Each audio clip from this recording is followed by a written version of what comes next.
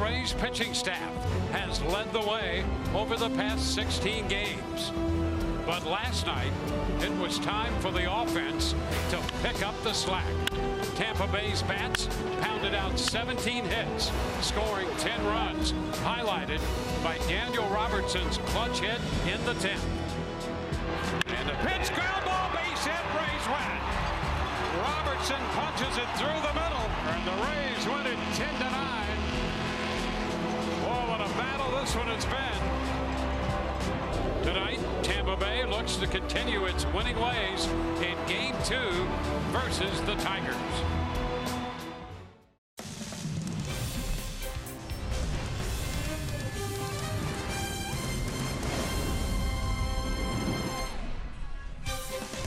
Tonight, this short homestand continues on the heels of an extra inning walk-off win for the Rays last night.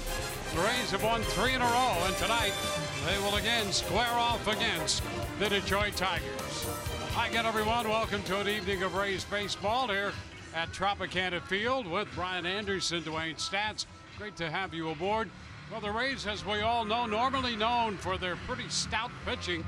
Well, the last couple of nights, the offense has gotten into the act, and boy, did they last night. Dwayne, you read my mind. I mean, this is a team that's won 12 of their last 16 games and primarily being pushed and driven by that pitching staff. But you're right, in the last couple of nights, it has been the offense's time to shine, and everybody is getting involved. How about this? 19 runs, 26 hits, up and down the lineup, guys chipping in, a lot of multi-hit efforts, but look at the damage done with runners in scoring position, and that's where the biggest difference has been made. When it has mattered most, just like last night with Daniel Robertson, they have come through in a big way.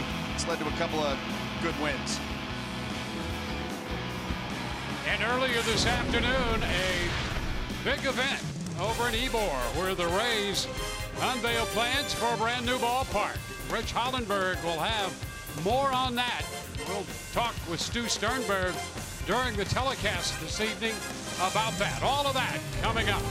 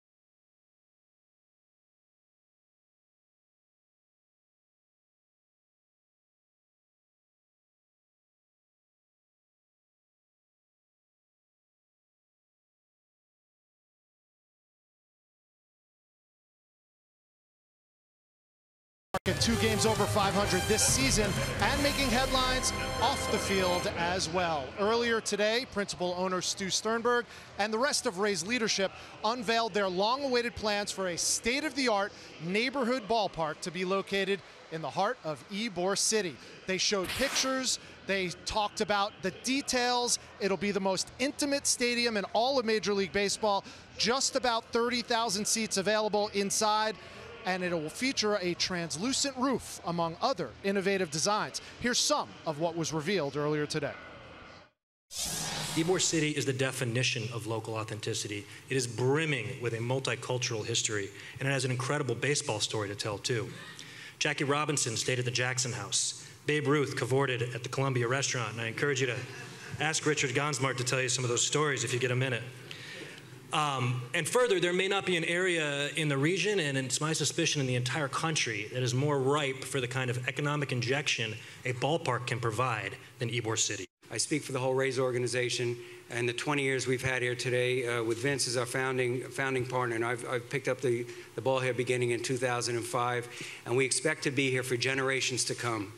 And this 20, I'd like to do 20 pin that we're wearing, I'd like it to say 50, and I'd like it to say 75 at some point in time. And that. Now, I know the people here are going to want to know who's paying how much for what. We do not have those answers yet. What we have is the scope of a project and the total cost for that project. And every bit as important, we have public servants, elected officials, an energized volunteer community group in Tampa Bay Rays 2020, and an owner and organization who are all committed to finding a solution to getting this project done, because we believe this vision can be truly transformative. Well, if all goes according to plan, they will be playing baseball in a new ballpark in 2023. But in under 3 minutes, the Rays and the Tigers will be playing ball at Tropicana Field, where the Rays are 13-2 in their last 15 games. Dwayne and BA with the call coming up. Rays baseball on Fox Sports Sun.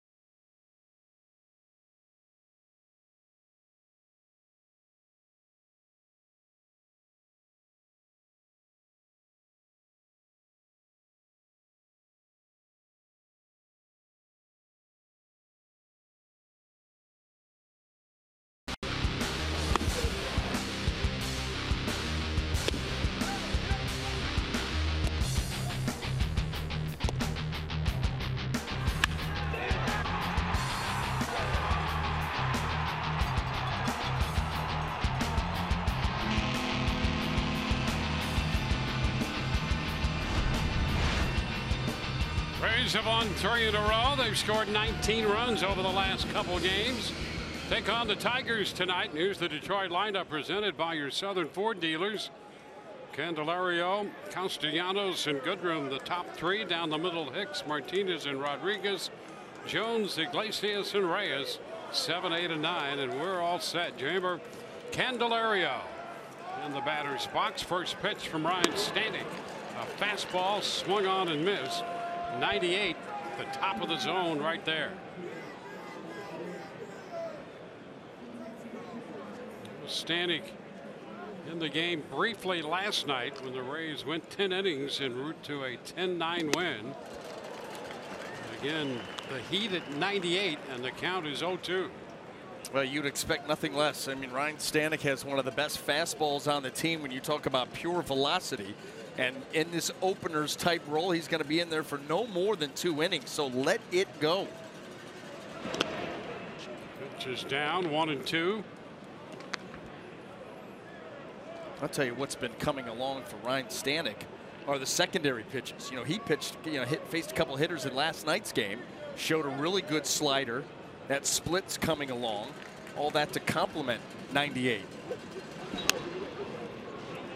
There you go. Wide there, and it's 2-2 as Candelario laid off.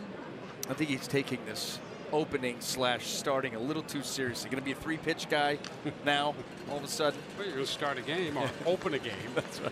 Have more than just 2 pitches. Although that one right there serves him pretty well.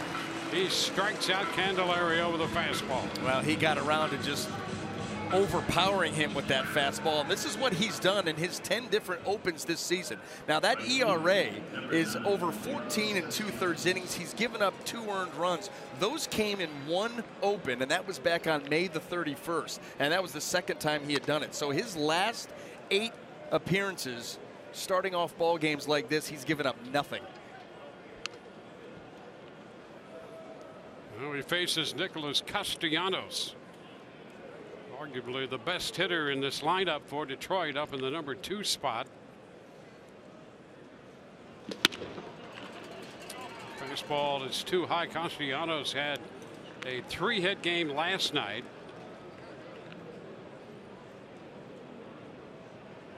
He's had 13 games now in which he's had 3 or more hits this season.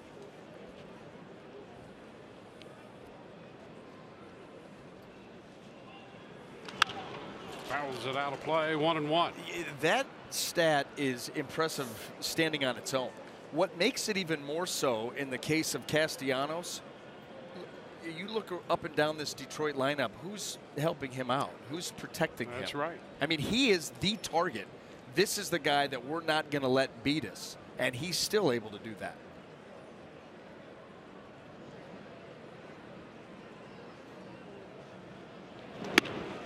And he takes a strike now, down in the count, 1-2. And he's only 25 years old. And he hits the ball hard. That's something that people started to take note of last year.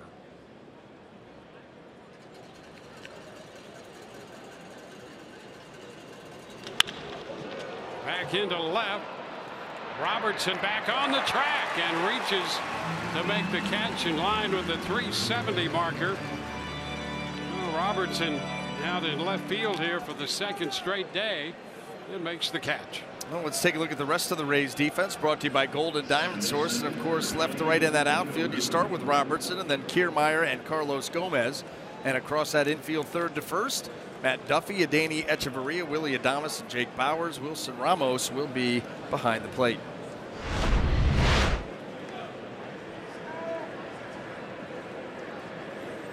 Here's Goodrum.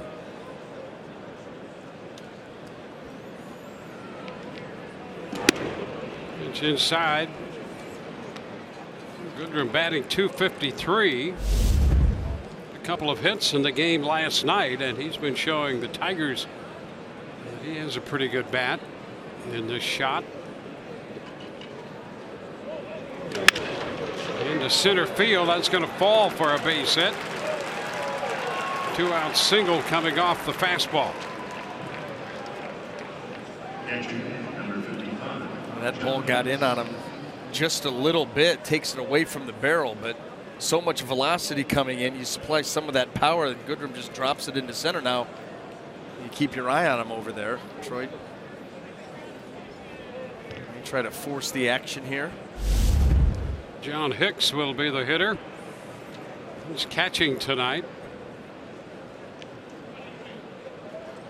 Entered the game late as a pinch hitter in last night's game and played first base. Fastball by him, strike one.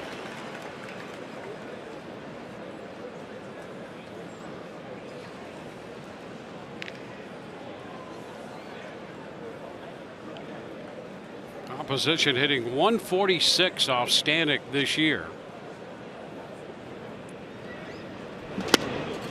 This one disappeared. Now the first two pitches here, Hicks has been completely overmatched. Really big and long swing on 97 and then chasing that slider. Really, Stanek can do whatever he wants here, whatever he feels most comfortable with. And a cut and a miss. Doubled up, strikes him out. A base hit and the man left, and we'll go to the bottom of the first. Kevin Kiermaier.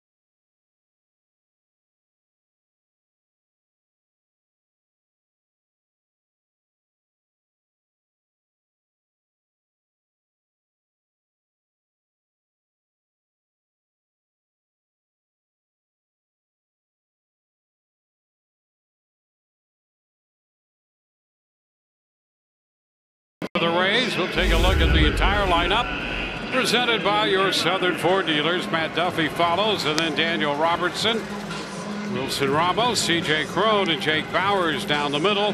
Adeni Echeverria hits seventh at short. Carlos Gomez in right hits eighth, and Willie Adames, the number 9 hitter, at second base. Well, taking the mound tonight for the Detroit Tigers going to be left-hander Matthew Boyd, and he has hit some bumps in the road here recently. Look at the first 13 starts, not too bad. That record even up, the ERA 3.23.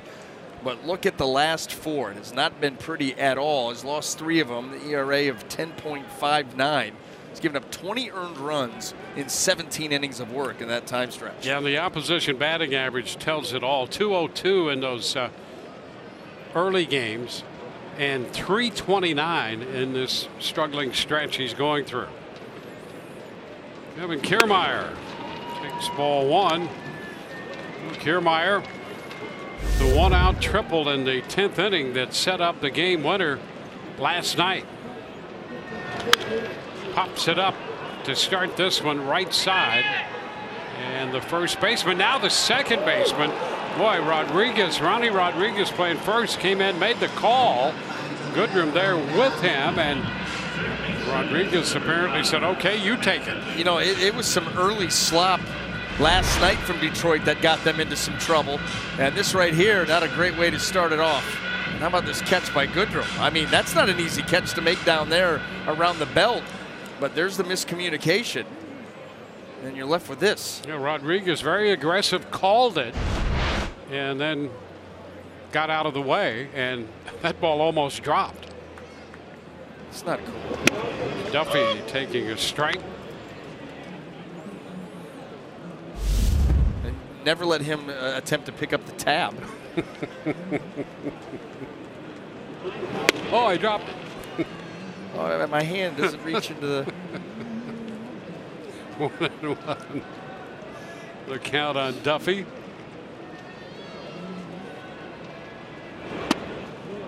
It stayed wide, 2-1. Well, Duffy in the top 10 in hitting with that .307 average.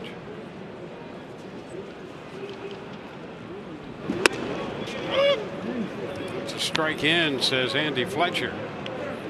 Fletcher in recent seasons has not been known as a big strike caller. That's good news. He's kind of gone the other way. Why would you bring that up so early? Well, he called a strike on a pitch that was off the plate in. That's a little different than what we've seen from him the last couple of years. You cast a pall over the entire game with that bit. And I know that you have that info at your disposal. There's no reason. I thought just the fact that we recognized that he called a pitch that was a ball to strike was pretty good news for you. There's strike 3. Not good news for Duffy, though. No, and that's where you get locked up, because that pitch caught plenty of plate, and you don't often see that happen with Matt Duffy. Let's take a look at the Tiger defense, brought to you by Golden Diamond Source. And in the outfield, left to right, we've got Victor Reyes, Jacoby Jones, and Nicholas Castellanos. Across the infield, third to first, Jamer Candelario, Jose Iglesias, Nico Goodrum, and Ronnie Rodriguez, with John Hicks behind the plate. Daniel Robertson, last night's hero, takes a strike.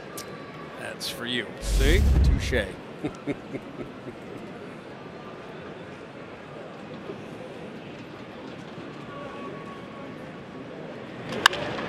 Flips it to the right side. Castellanos out there in right field. Tracked that one the entire way and made the catch. 3 up, 3 down. We go to the second, no score.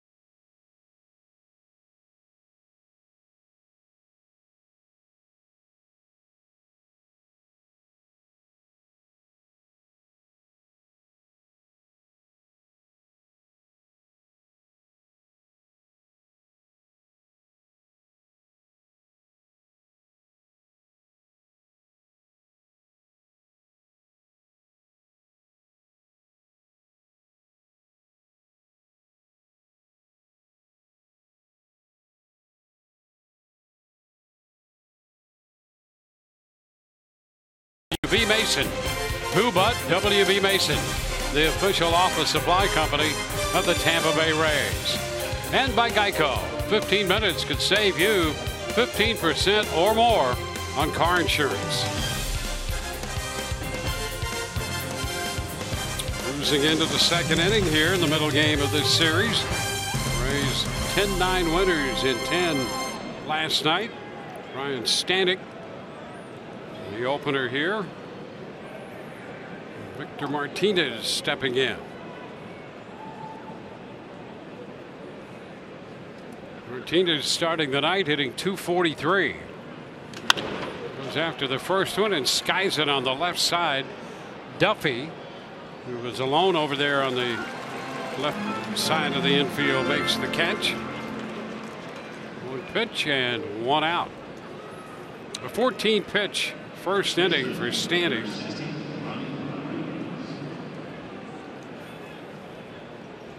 Ronnie Rodriguez.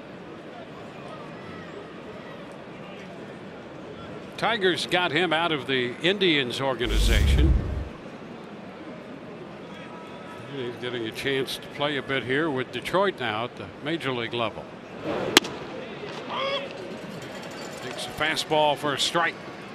Well, and it's open auditions for this Detroit Tiger team going forward. You know, in the midst of a rebuild, and guys are going to get opportunities. Will they take advantage? Remains to be seen. This is Echeverria coming up with this one. Throws a strike to first base.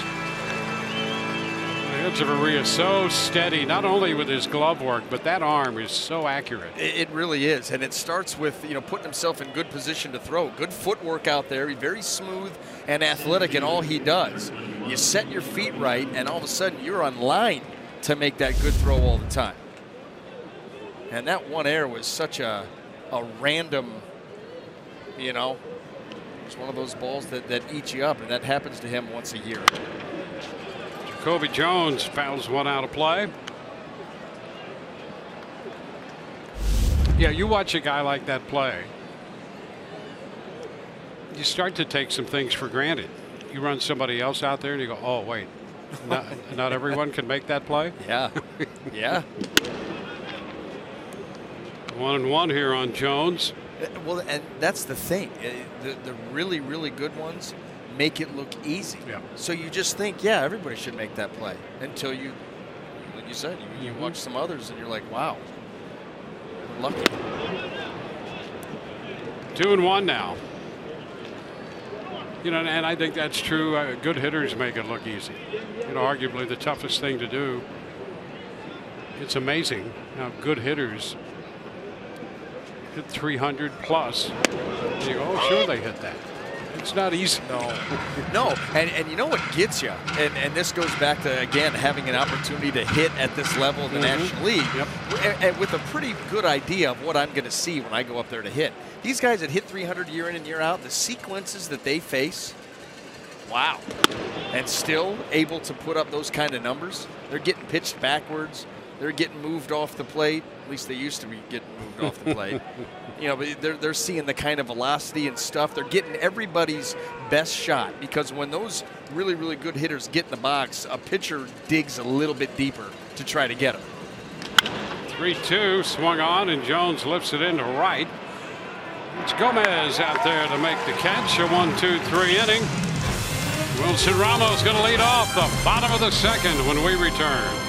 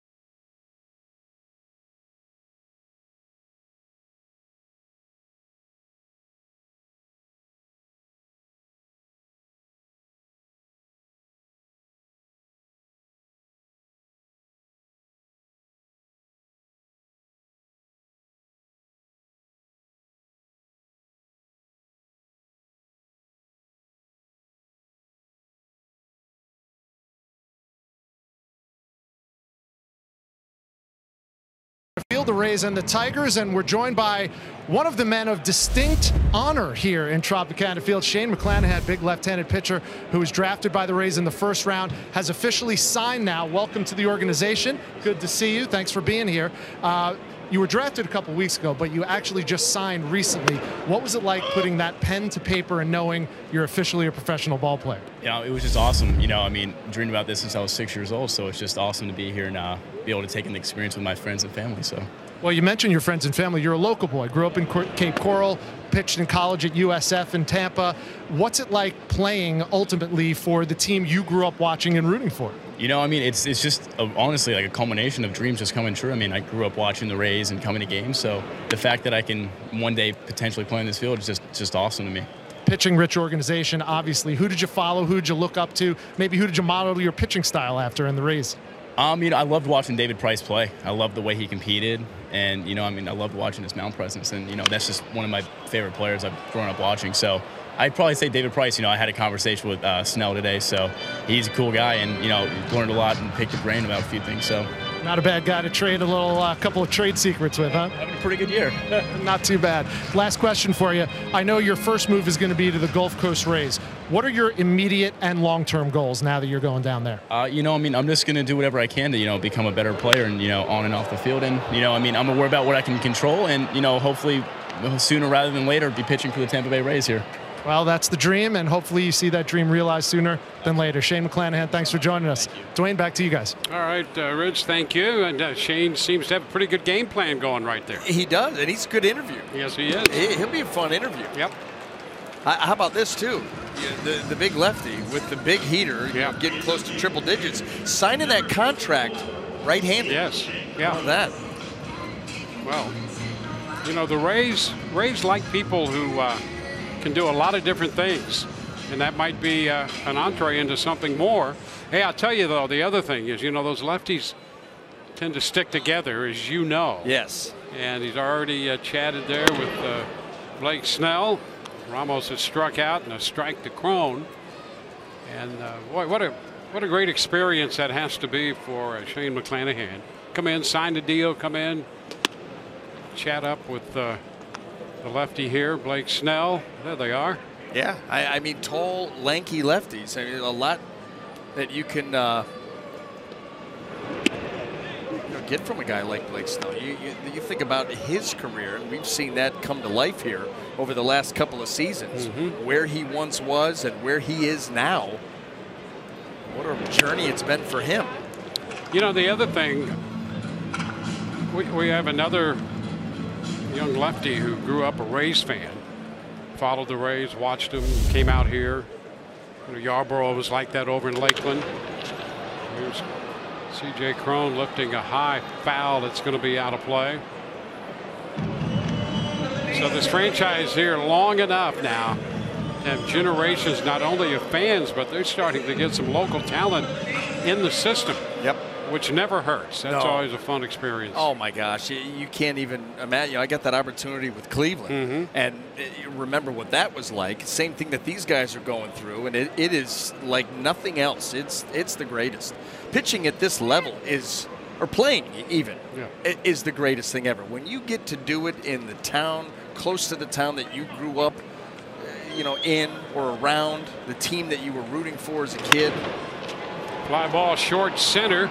Jones is going to be there and make the catch, and Crone is the second out. We saw, we just had a shot of Alvarado throwing in the bullpen there. Last night in that 10-inning game, the Rays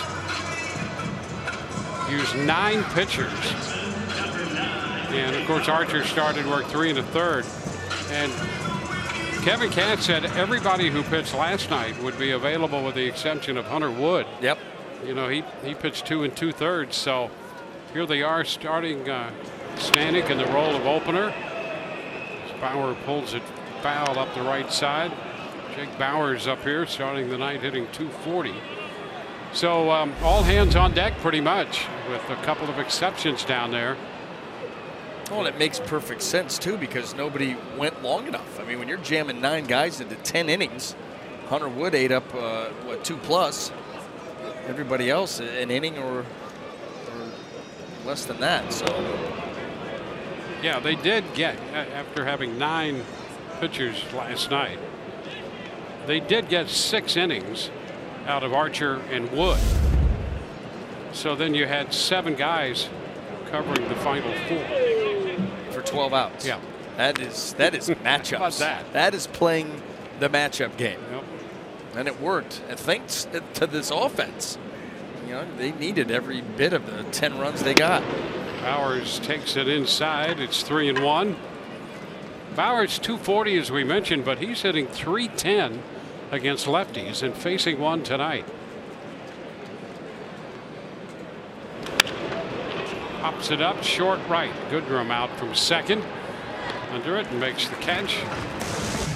So we're going to head into the 3rd here. Tigers and the Rays, no score.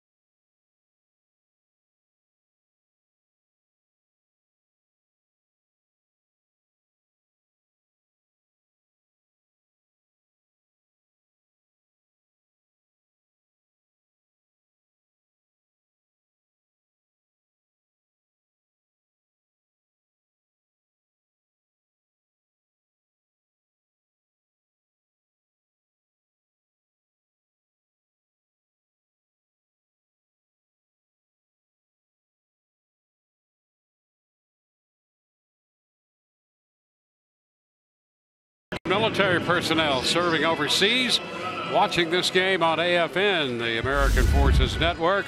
Welcome to those in countries around the world, aboard naval ships at sea, and thank you for your service.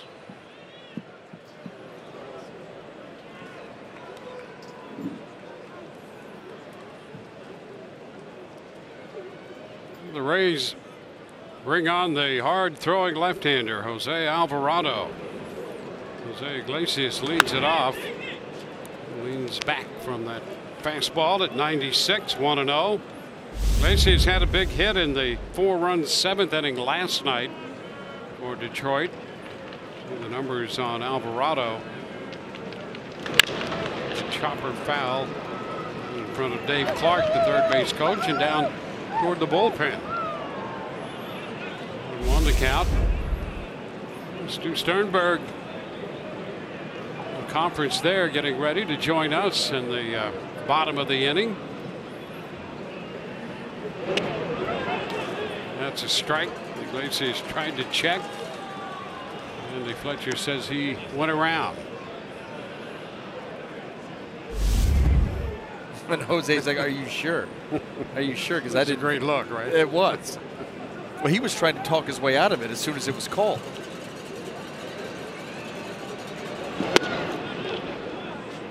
2-2. Yeah, and there are times when Alvarado doesn't give you a lot of time to think about what you're going to do with that bat up there. No, and he, you know, working as quickly as he does at times, and then the stuff that he features, how overpowering it can be.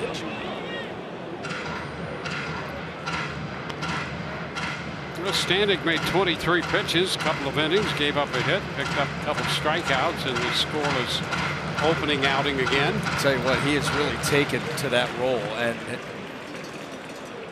has been impressive, very impressive in getting these games off and running.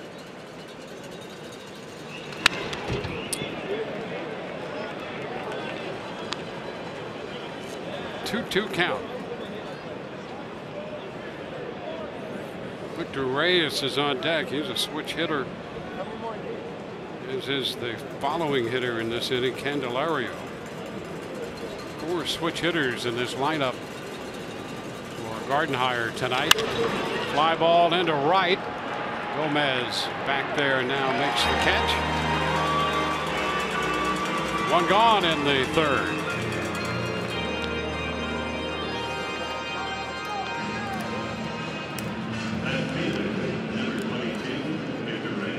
Here's Victor Reyes.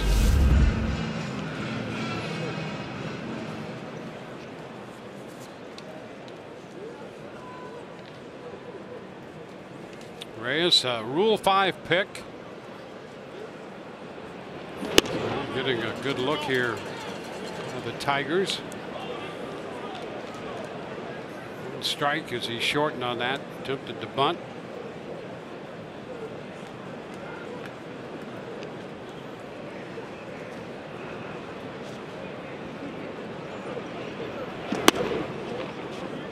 One and one.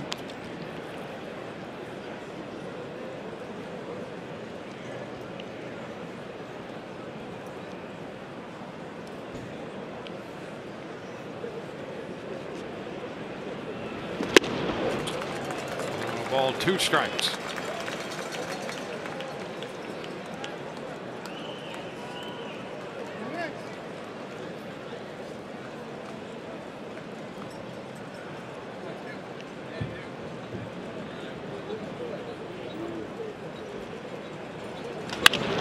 Into right field. Gomez closing is there, racing toward the line to make the catch. 2 up, 2 down for Alvarado.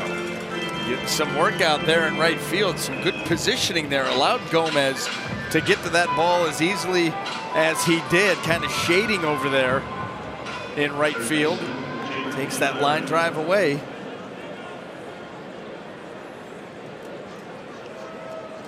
Jammer Candelario.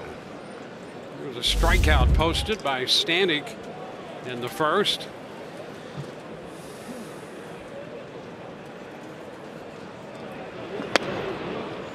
Alvarado's first pitch is down, 1-0.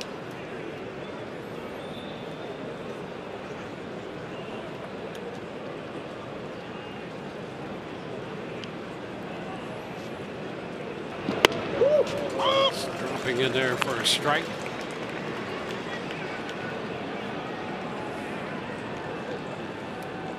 Alvarado in the game briefly last night for just a 1/3 of an inning.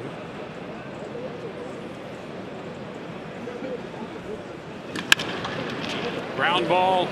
Echeverria handles that. It's short. And it's a 1-2-3. Top half the 3rd. No score through 2 1/2.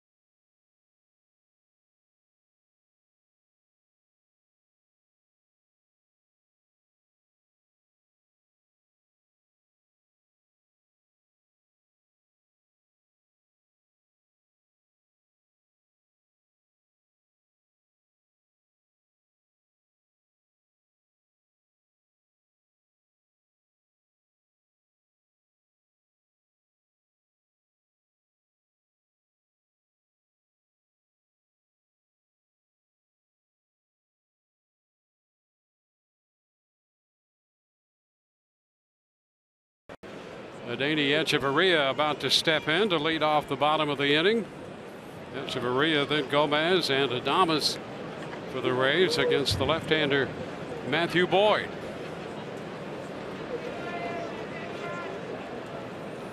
Echeverria goes after the first pitch. And it's our pleasure to welcome Stu Sternberg to the booth. Stu, nice to see you. It's great to see you again, and thank you both for coming out today for the announcement as well. You've had a busy day already with the unveiling of the design proposal of a brand new ballpark. And it's a ballpark, it's not a stadium. Well said. It would have been easier if last night's game would have ended as it was supposed to. That extra hour sort of backed me up. But yeah, we went at it pretty good. It was a day that we've been waiting. Sorry, I've got to mark that down. It was a day we've been waiting for quite a while, and I think we hit on all cylinders. Well, there's a couple of renderings of the ballpark. That's my favorite right there. That was the one going back, looking inside. The opening for the ballpark, if you could imagine Tropicana Field, the open air part of it basically goes from Dex Imaging all the way over to where the 2011 wild card banner is. And then the depth of it would be basically where the bottom of the Coke bottle is to the top of the Coca-Cola lettering. So imagine that entire area there, open air, right? And then above it, you've got another 90 feet or so of glass. And so you guys would have the greatest benefit. You just look right out. You're staring at Ybor City right here, and right behind you, we've got the same opening that'll open right to downtown Tampa. Well, we have the best seat in the house to begin with, and you'll enhance it then. Well, what they didn't say is that we're moving the broadcast booth out to the outfield. yeah, thank you. Thanks so much. Anything for you guys. You know how I love it. Yes, I know. Love like that. I'll tell you, though, it's when I saw the renderings of it, a couple of things I really liked about it. And one, I like the location, the fact that it's 30 miles, you're going to have 1.6 million people around there. Yes, which you is, notice that, which is really important. That's the key. Yeah, if you draw a circle, where we are now, we love our home here. We put a lot of money into it. The 360 you're looking at right now, which didn't exist. Dwayne, you've been here since the beginning, and you know what the place looked like then and all the years subsequently.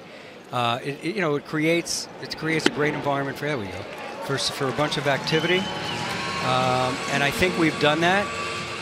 But the fact of the matter is, right now we've got the water on one side, the water on the other side, and the best we can do to draw more people or circle around it.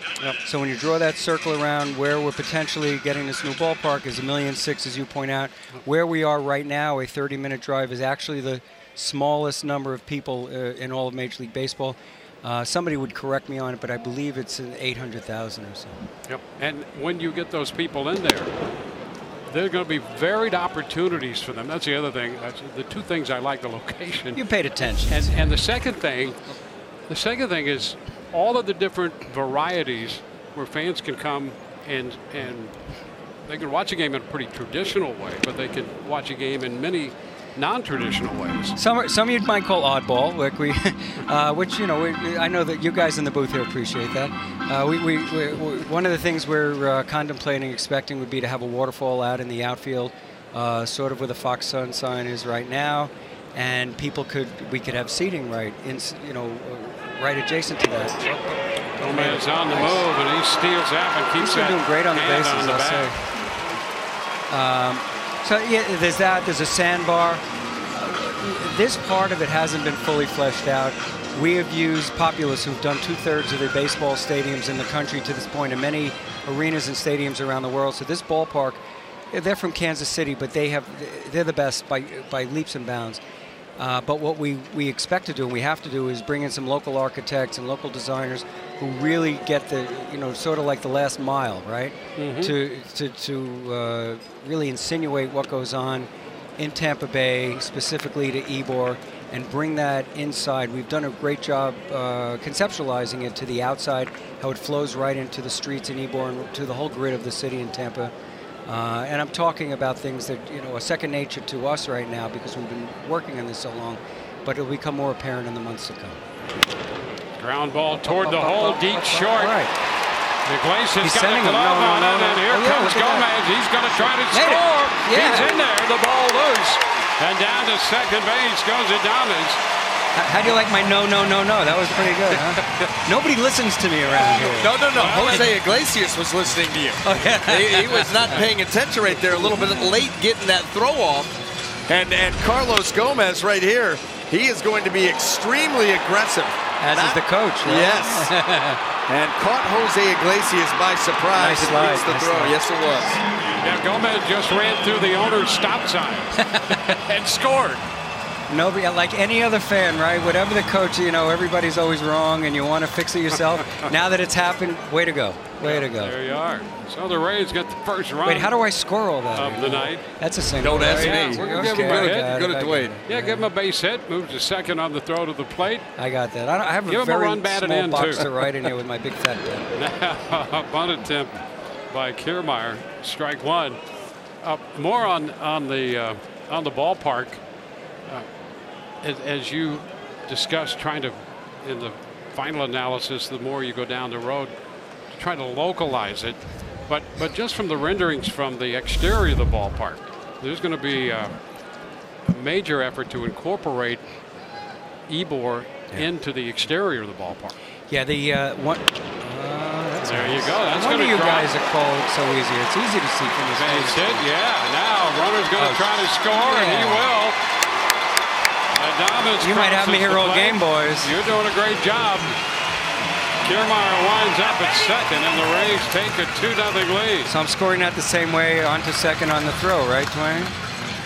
Why not? Although, we might talk to the official score because Kiermaier was full speed ahead. That's the thing. Kiermaier, every time he puts a ball into play, he's thinking the defense has to keep me from getting to second base. And if they allow that opening, that's what his goal is every time he puts a ball in play, especially into the outfield. Ground ball up the middle, you better be hustling in, cutting it off, and getting it into second base, because if you're not, Kiermaier will be standing there. No. I think he was kind of disappointed standing up going into third last night on the triple. Just a little pause. So they'll give him a base hit and a run batted in second on the throw through. Go Rays. Yep. Yeah, so incorporating it, that side that faces Ybor, which is the outfield side, will have all of the bells and whistles what Ybor is known for. And when you get to the other side that faces down the channel side in the city, it'll have a different feel over on this side of the equation. And again, this is the sketching. These are the renderings. So there you are right now. So here we are.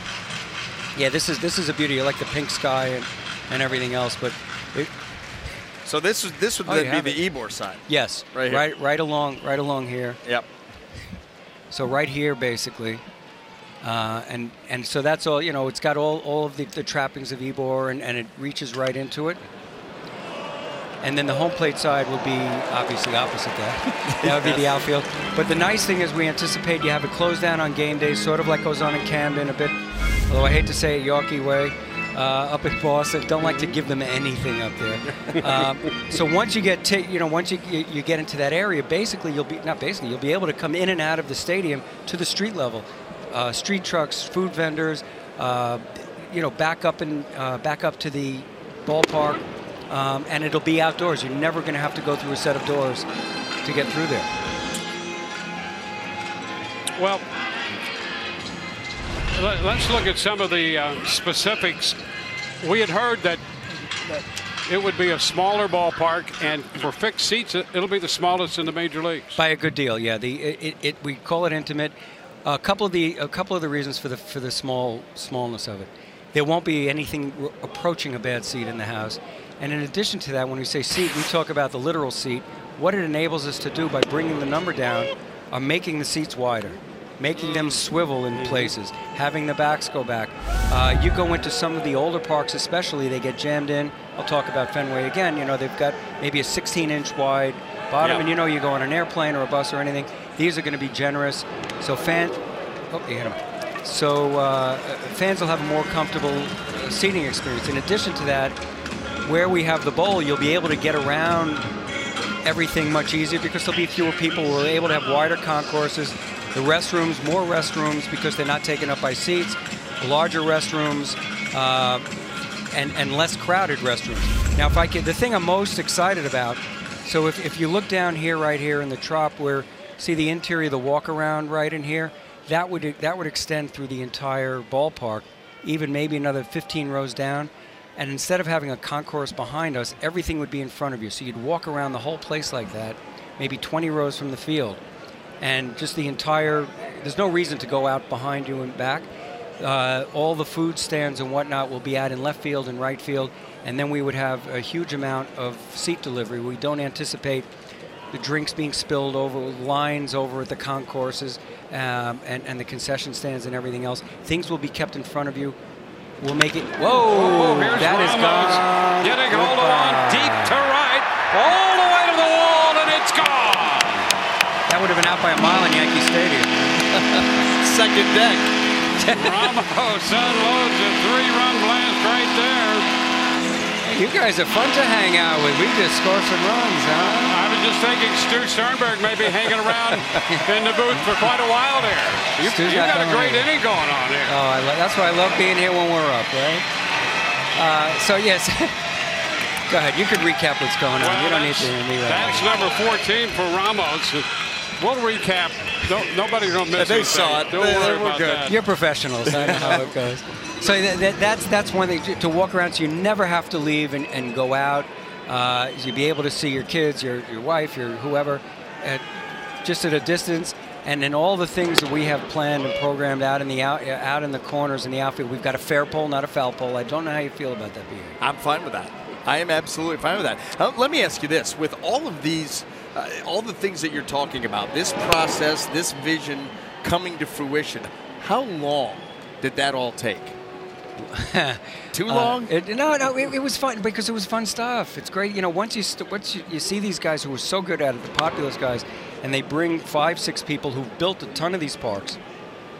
And the thing that we did with them, we talked to them in 06, 7, and 8 when we did the one we had proposed down here with the sale, and they also did our minor league and spring training park down in Port Charlotte, which you're familiar with.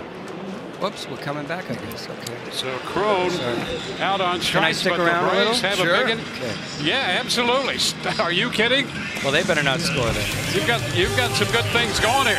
The Rays lead 5-0. Back in a minute.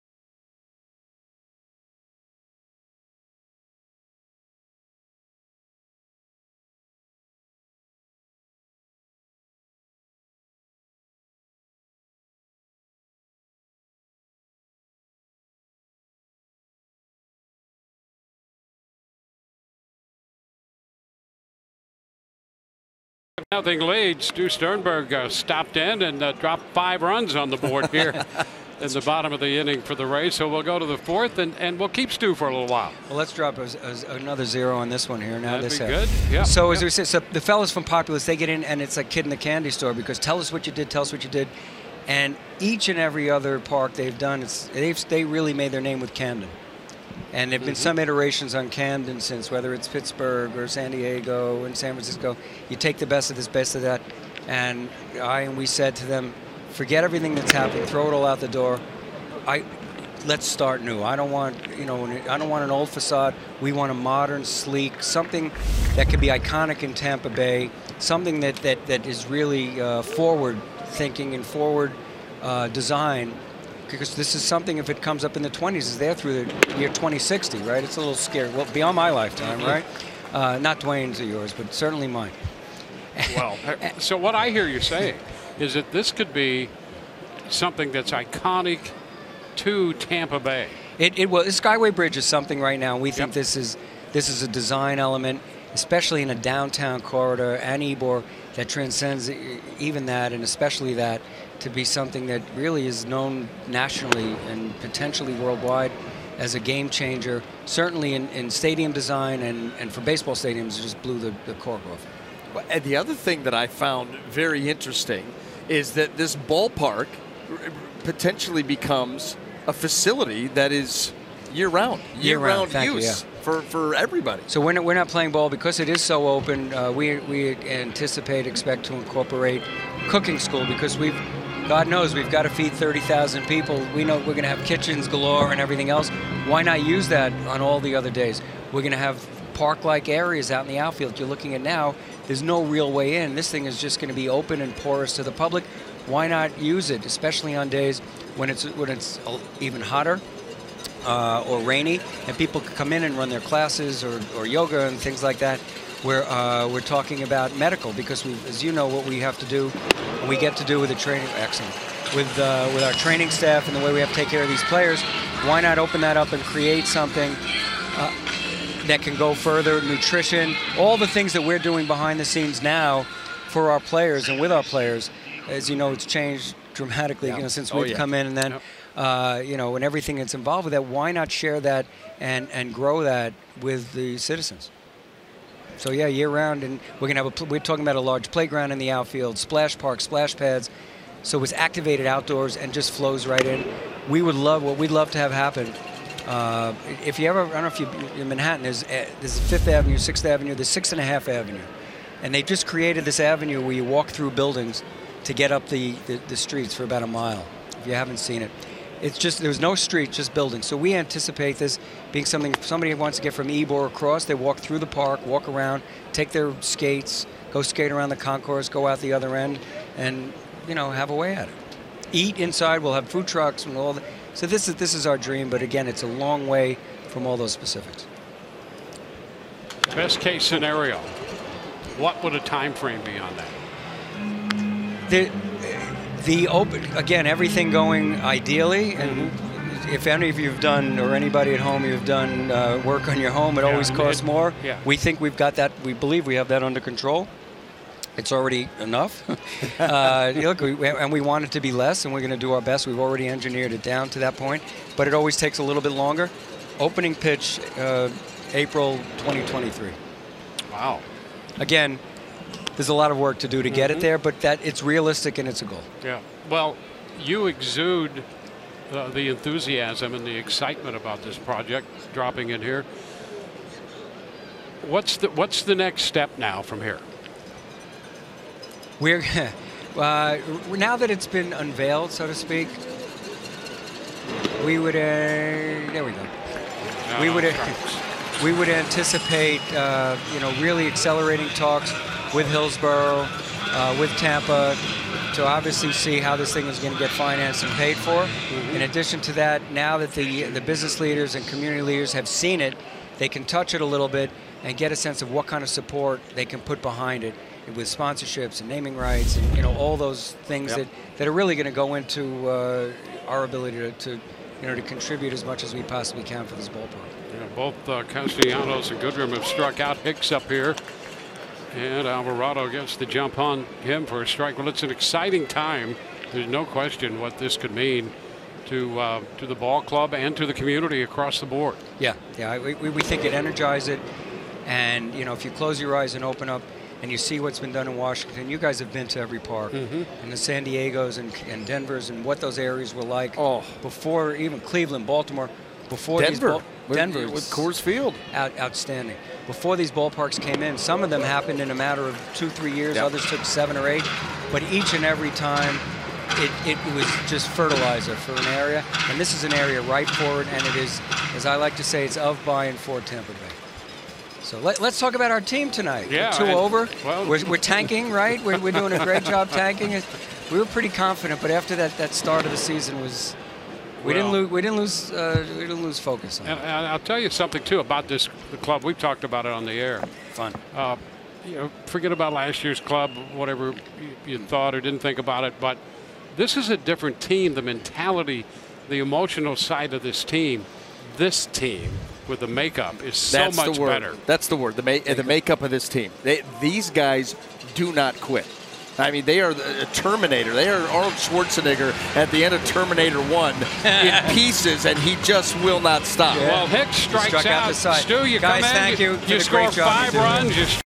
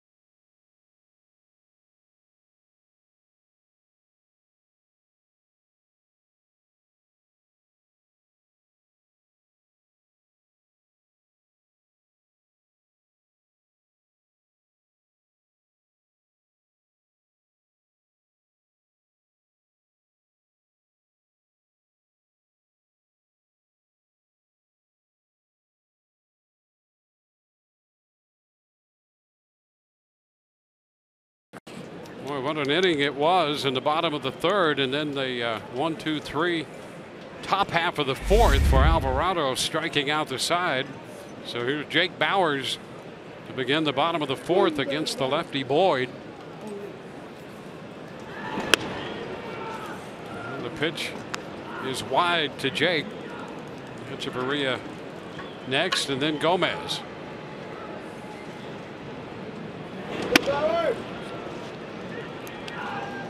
2 balls, no strikes. Are you tired or rejuvenated? A little of each, maybe. You know what? Yeah, I mean, it's, I don't know. It was a long day. Yeah. You know, getting over to the event and seeing everything unfold and getting a chance to get that first look. Yeah. That was interesting when he was talking about that. Back of first here, glove by Rodriguez, unassisted. That back panel. Yeah. You know, that little wing-like, and it makes perfect sense now because it was like, it looks aesthetically pleasing and you're thinking, that's a cool look, but I wonder if it's functional. Well, it's functional in keeping the sun. Yeah, blocks the sun and the heat. Yeah, and that allows you to be able to more efficiently keep the place cool. Yeah, and I don't know if we got into it in any detail, but that translucent top.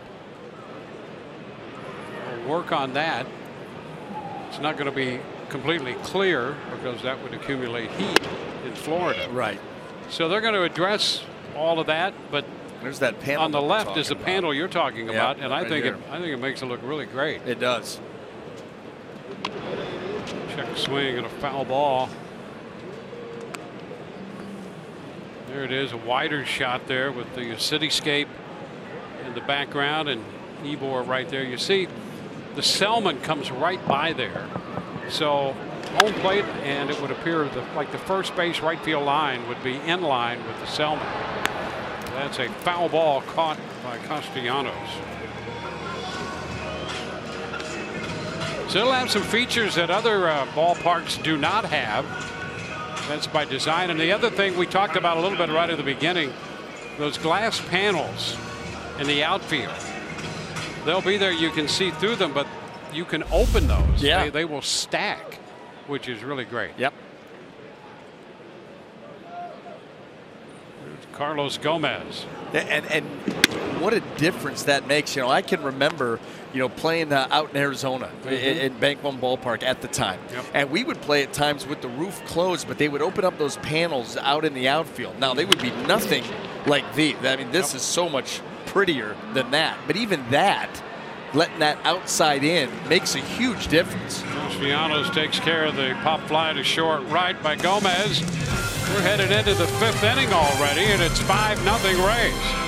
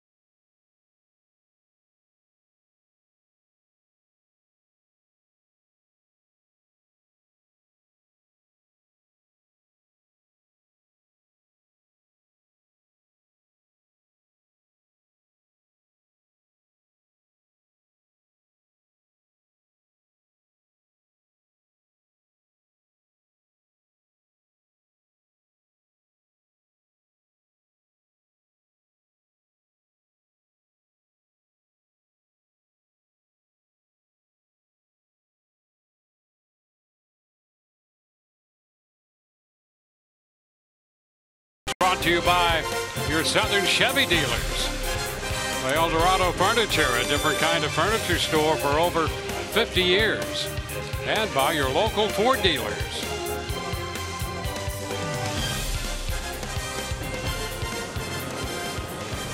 Jamie Schultz, the new pitcher for the Rays. 2 innings for Standing, 2 for Alvarado. Schultz in here to face Victor Martinez. Schultz entered the game last night, had trouble with his control. And that has been the story for Schultz throughout his career in the minor leagues. Great arm, and at times extremely impressive, and other times that control will forsake him. 2-1 in 27 games at Durham, and that .691 represents some hard work to get that down, because that was up about 12 for a while. And you can see the number of walks. You know, you're talking about 28 plus innings, 22 walks. I think it's really smart, and you know, you've got to pick the right spot, and Kevin Cash obviously doing that here with the 5-run lead, but getting him right back out there the next night. You know, wash that that appearance from last night away and get right back to work. Ball 2 strikes. You don't want to take a young pitcher, have an outing like you did last, and then sit and let it marinate for 2, 3, 4 days. All of a sudden, they're building things up a lot bigger than they really are. So getting a chance to get right back out there on the horse can be helpful. High fly ball lifted into right. Gomez just on the edge of the track makes the catch.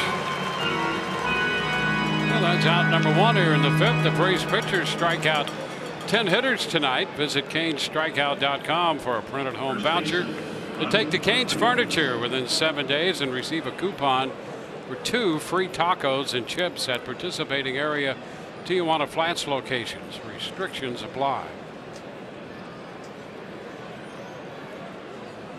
Ronnie Rodriguez. Pitch is up. Ball, no strikes.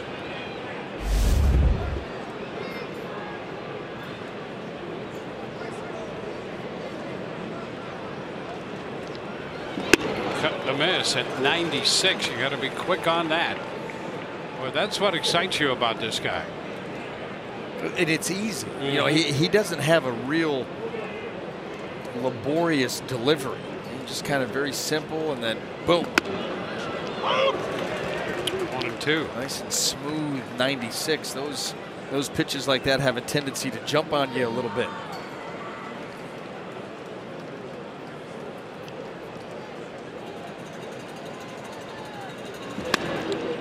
In a bit at 97.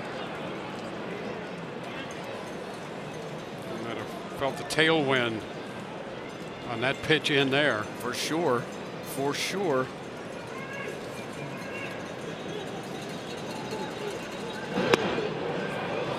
And Schultz says, hey, I think that was just on the edge there. I tell you what, I mean, a couple more inches and it's a no-brainer. Here's the curveball, and look at the buckle he gets from Rodriguez.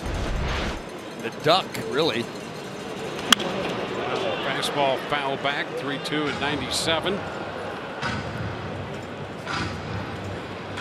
Rays have 5 runs on 3 hits. They made a walk and a hit batsman count against Boyd.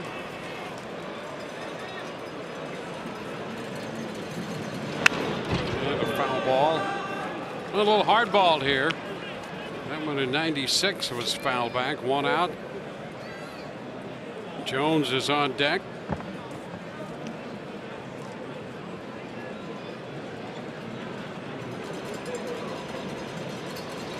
And he got him there. Fired the 96 right by him.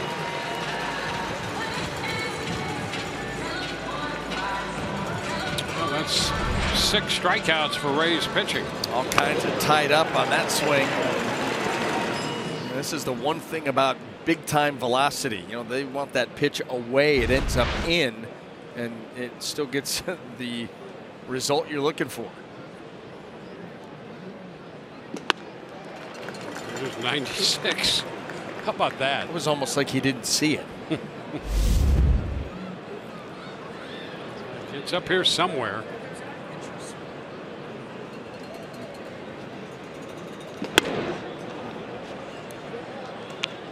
One and 1.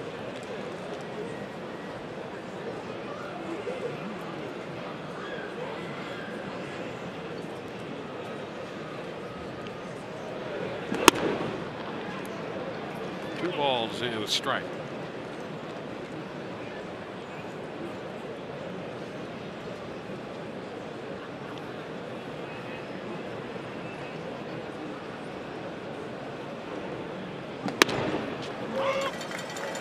Two. You actually see hitters react to Schultz. You know, a couple of weeks ago we were talking about a guy about perceived velocity. Oh yeah. You know, a little more than what the gun really registers. A little piece of this one. The gun registers plenty with Schultz. 95, 96, 97, and there are times when hitters react as if it's even above that.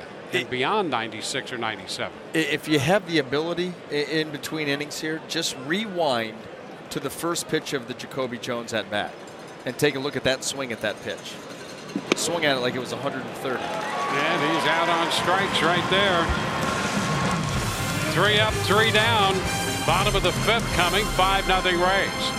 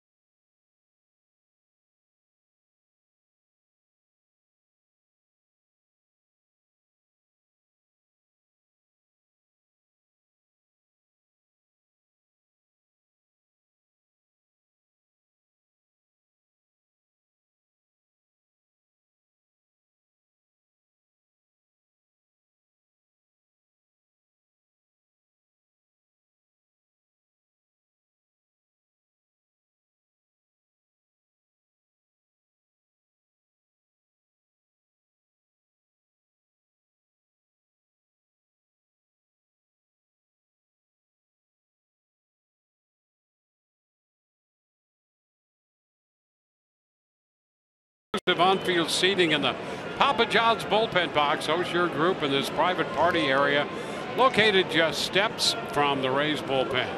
Call 888-FAN-RAYS or email group sales at raysbaseball.com for how you can have all the fun down there.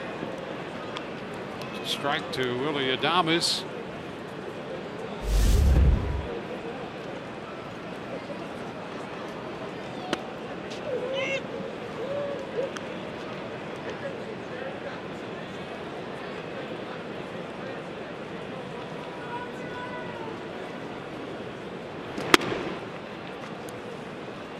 Ball, 2 strikes. Adames. Then back around to the top of the order. Kiermaier and Duffy against the left-hander Matthew Boyd. And Adames is out on strikes.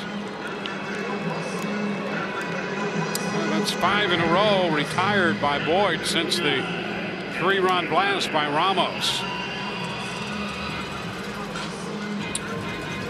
Kevin Kiermaier bats for the 3rd time in this game. He singled home a run and scored in the 3rd.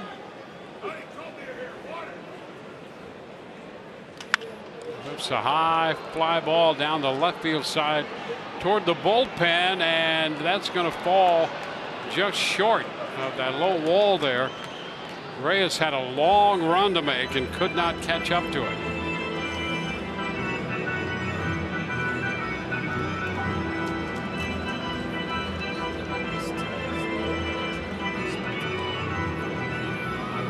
Kiermaier's triple last night of the 10th inning that set up the game winner for the Rays.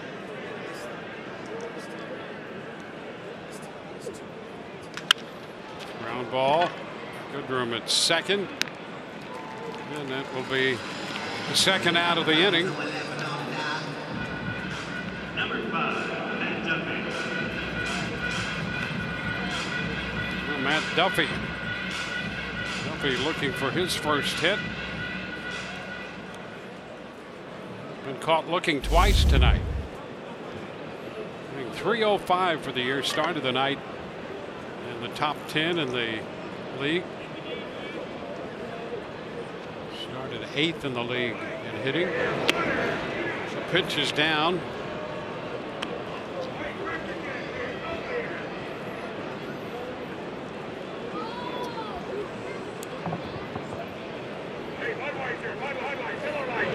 So far tonight, the Rays have stacked all their offense in the 3rd inning.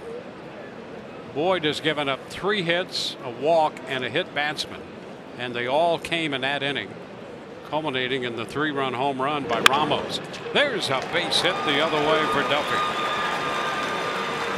Well, he's on for the first time.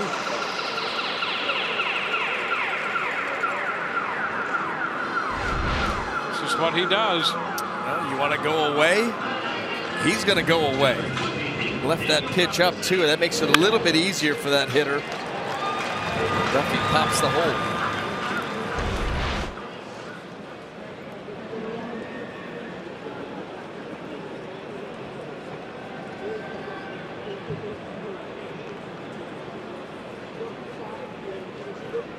Daniel Robertson makes a fastball too high. 1-0. Robertson hit by a pitch again. He's going to start to give Crone and Gomez a run for their money. Crone's been hit 14 times and Gomez 11. I think he'll catch him just by virtue of the way that teams attack him. You know, there are an awful lot of pitchers that try to exploit Daniel Robertson on pitches in at the belt. Oh, throw to first. Duffy started to move over there. That throw low. They got Duffy, but they didn't tag him out. That throw got him. No, schoolyard, he's out. Yeah. Not the big right. leagues. Look at that. Uh-oh.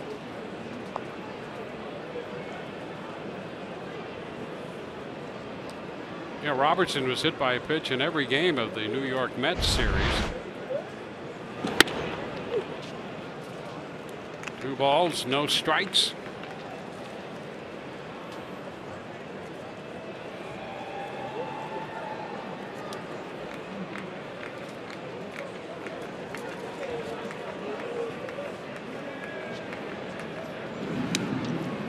move over there.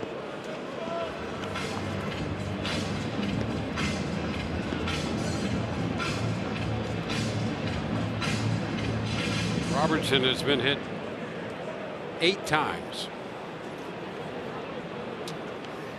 Half of those on that road trip. And again, a lot of attention being paid to Duffy.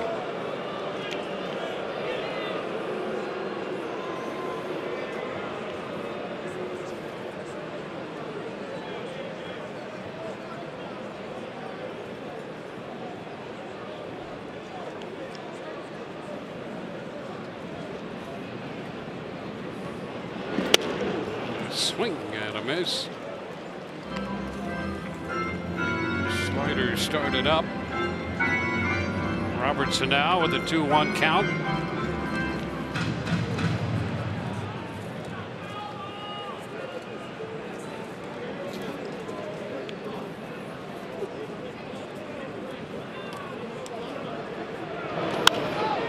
Foul ball straight back, going to be just short of our level.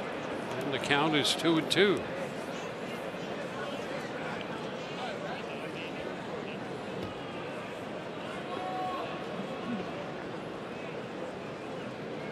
It's Wilson Ramos on deck.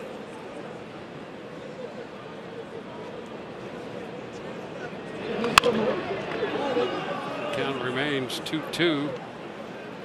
Attempted a scoop over the low wall, didn't go well.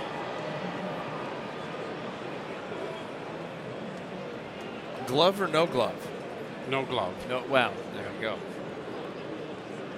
The glove greatly increases your odds, as we've seen by Joey Wendell in left with his glove.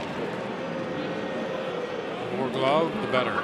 If you're talking about the Joey Wendell version, it's a near certainty the play will be made. Yep.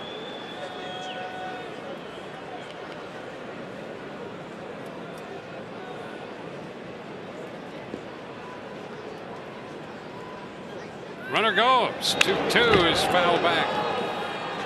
And finally, as a pitch was made, Duffy was off. But a foul ball, and he'll retrace those steps.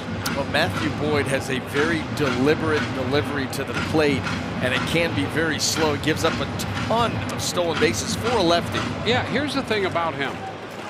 This year, 12 steals in 13 attempts. He picked off 6 guys last year, only had 4 stolen bases against him. Well, he will pick guys off not because the move is the best move, but because of almost the way he got Matt Duffy going over there and catching him on first movement. Well, a man left on. 5-0 Rays through 5.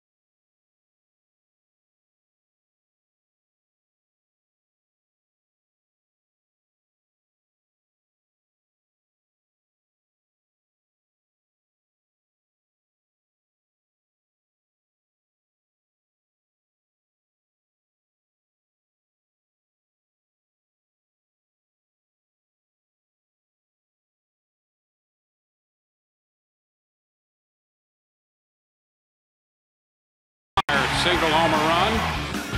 Daniel Robertson hit by a pitch in front of the home run by Ramos. jumped on the first pitch and drove it out to right field. Another home run to right field for Ramos. Number 14 on the year overall. And it's 5-0 Rays. On to the 6th inning we go. Jose Iglesias to lead it off against Jamie Schultz, who had a 1-2-3 fifth. A couple of strikeouts in that inning, and he misses on that first pitch to Iglesias.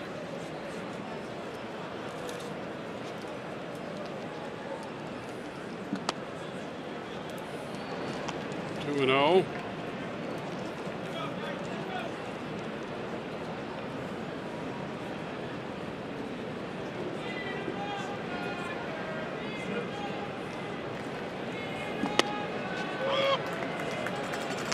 One now.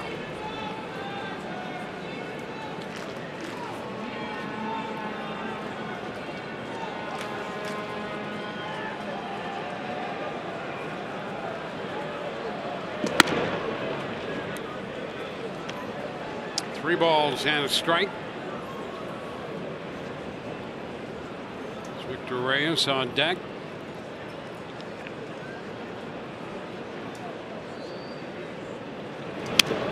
Ball 4, so leadoff walk after the 1-2-3 fifth.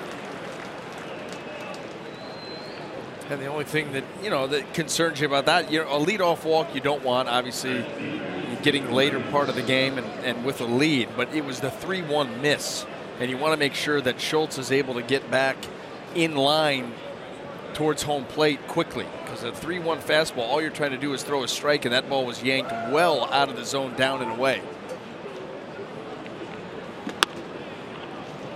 Up and away. Kyle Snyder, I'm sure, getting ready to make a quick trip.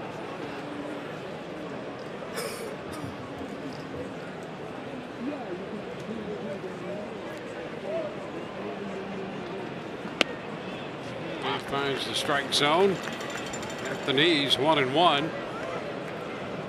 Schultz getting an opportunity to come up from AAA with Chaz Rowe on the disabled list with the meniscus tear. Runner takes off, pitches ball, and the throw is right there.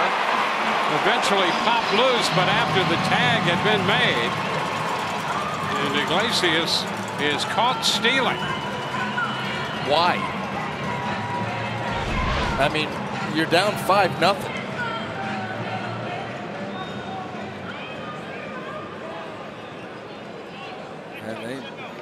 Nice quick throw by Ramos.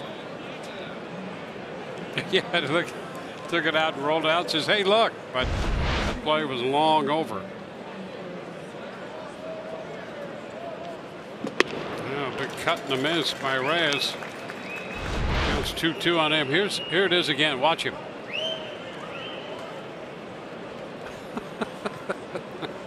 Hey, look! Such chicanery. Well, after a questionable decision, that was a pretty good move. Yeah. You can't trust anybody.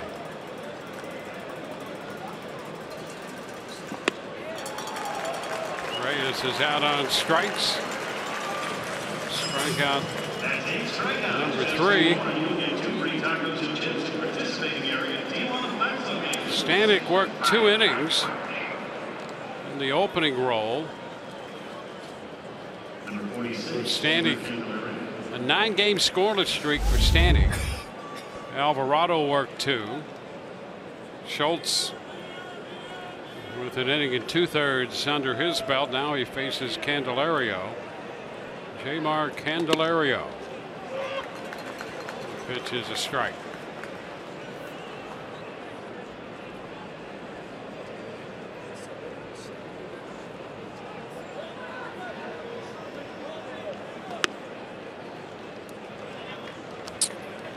Wide there, now 1-1.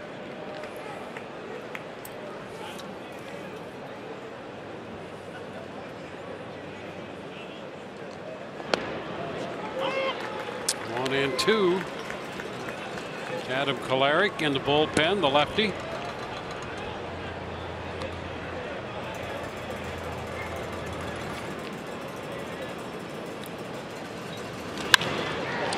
Lifted into the left. It's Robertson making the catch. And the Tigers are out. Rays have given up just 1 hit through the first 6. 5-0 Rays.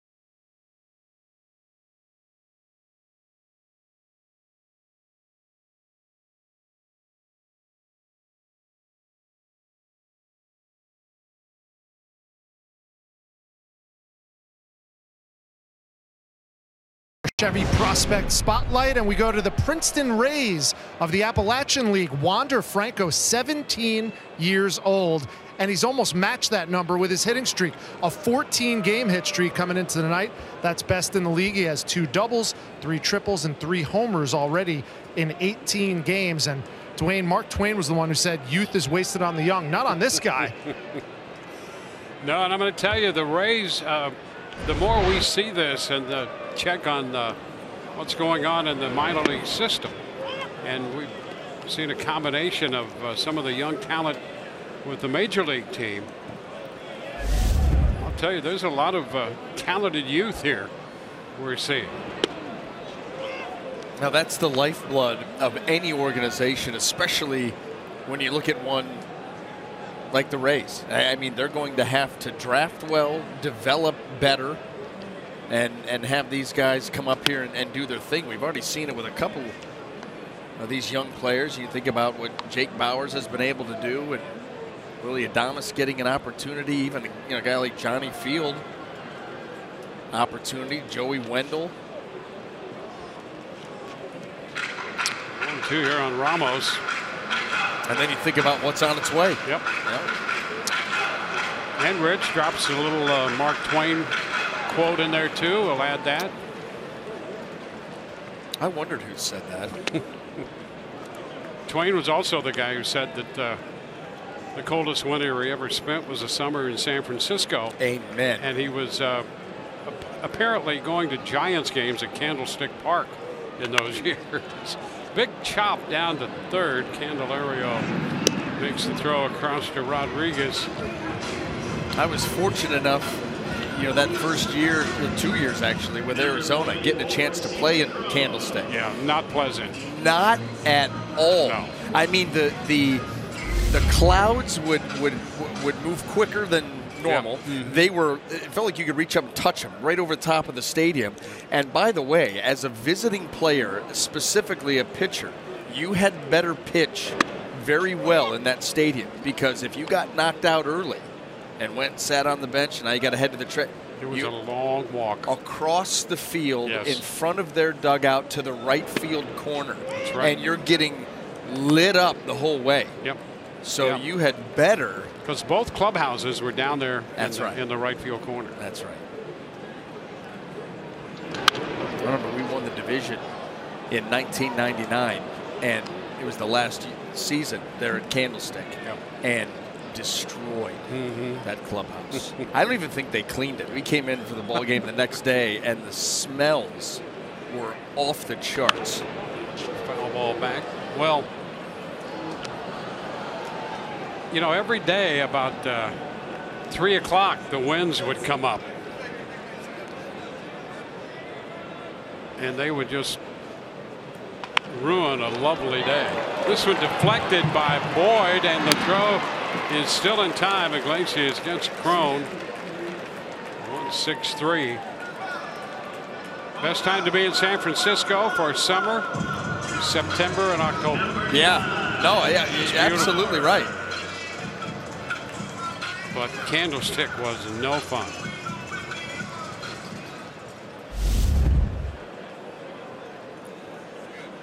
Jake Bowers up here. The base is empty. One ball, no strikes.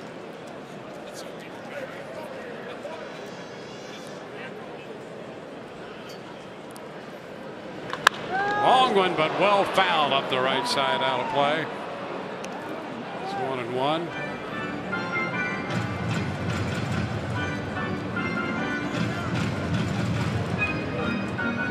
Souvenir right there. It's a good night. Share the experience.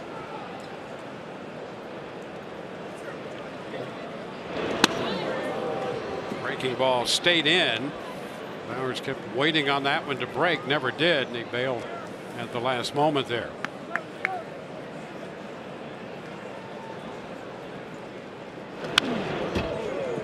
Another breaking ball, and he fouls it 2-2. Yeah, that one didn't have a lot of break to it either, and Bowers took tried to drive that ball out of the yard.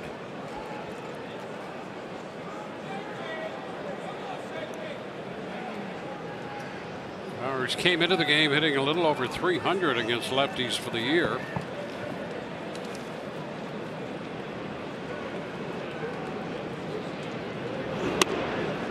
The count is full. He sees a lot of pitches. He really does. He does not give it bats away. Yep. You know, it doesn't mean he won't go up there and be aggressive and maybe make it out on the first or second pitch, but he doesn't give it away. That one right there, though, looking for something else, obviously. We're through 6. It's 5-0 Rays.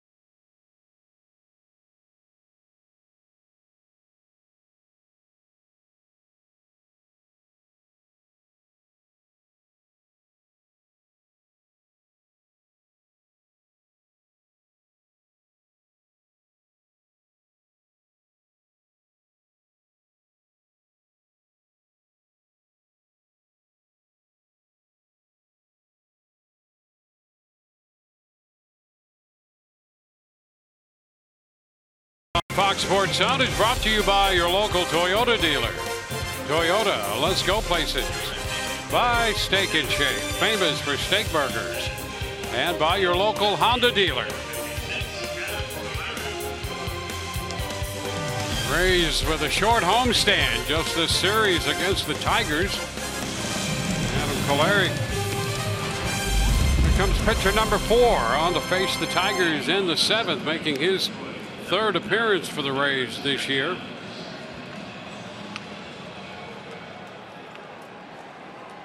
Nicholas Castellanos will be the hitter.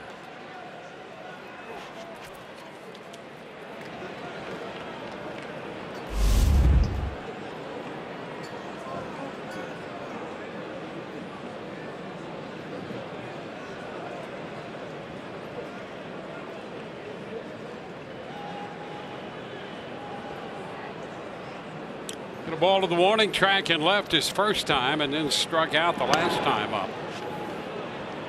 This one is down. Larry in the game for a third of an inning last night.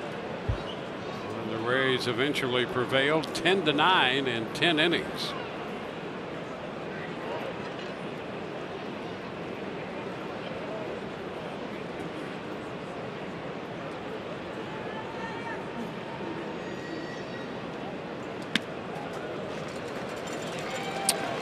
Chase on the changeup. It's 1-1.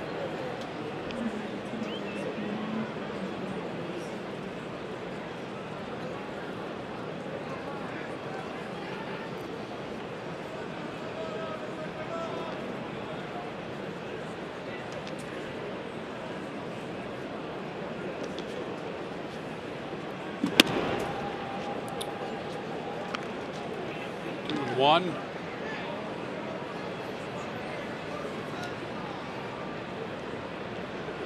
Was Coleman up in the bullpen. Was in the game briefly last night. Rays got to him for a couple runs. On hop out to Adeiny Echeverria, who makes the play. Castellanos is 0 for 3 in the first out in the 7th. Well, Kolara got him to do exactly what he wanted. You know, you throw that pitch away that's on the edge or off. You'd love to see a hitter try and pull that. Very tough to get enough on it to get it into the outfield for a base hit, and there's your first out of the inning. Go Goodrum. 1 for 2. His base hit came off Stanek in the first, and that's the only hit the Tigers have. Strike one. He's hitting .339 against lefties. Stanek, the opener for the Rays. Tap right side. Caleri grabs it. He's going to run it in himself. Caleri angling toward first and makes the play. And Dwayne, this is that play you work on in spring training, and that's why it's so imperative for the pitcher to get off the mound a good break. This is your Bonefish Grill fresh catch of the game, because you saw where Jake Bauers was. If this ball gets by Kolarek, there's no way that Bauers is going to field that and pitch it to get Goodrum in time. And so it is up to the pitcher to try to make that play on as straight a line as he possibly can towards first base, and that was very well done. That's tutorial well done by Kolarek. John Hicks takes a strike. A couple of strikeouts tonight for Hicks.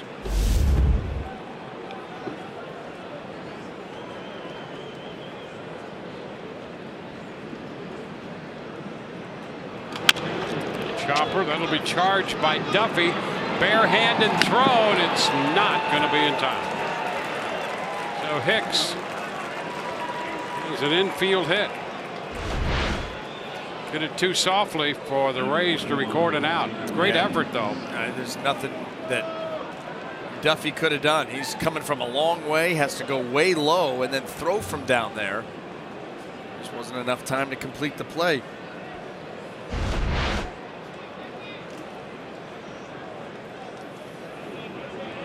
Now Victor Martinez will turn around to hit right-handed.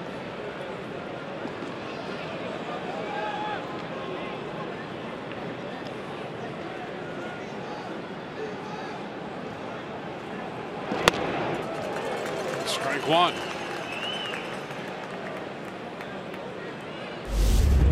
Popped to third and the fly ball to right for Victor Martinez.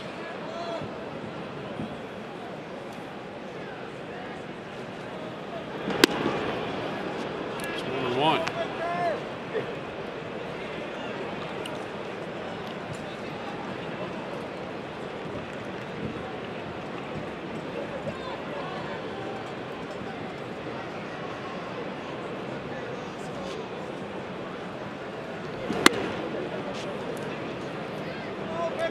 1. Well, if the Rays can hang on to win this one, they've had such a nice stretch at home. You go back a month now. Go back to the 11th of June. This is July the 10th.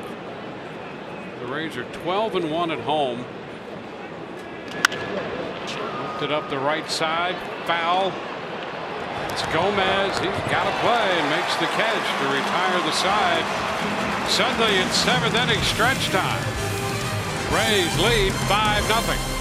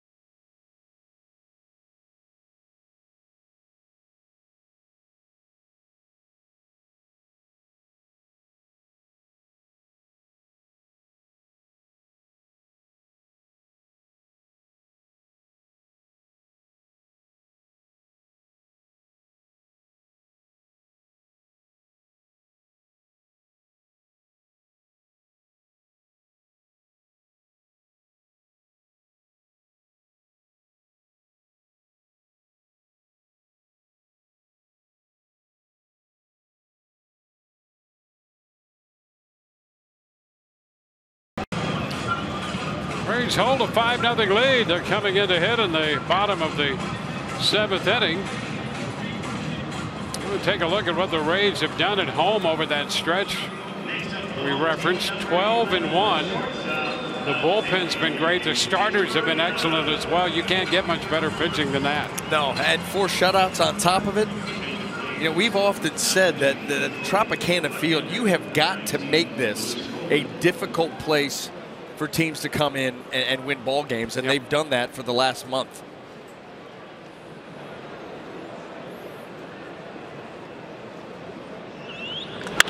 Echeverria jumping on the first delivery from Coleman and driving it foul into the seats.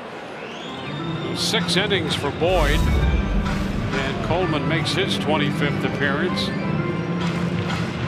3-1 with a .391. The Rays got him for 2 runs in 2/3 of an inning last night. And a base hit to the left of Candelario.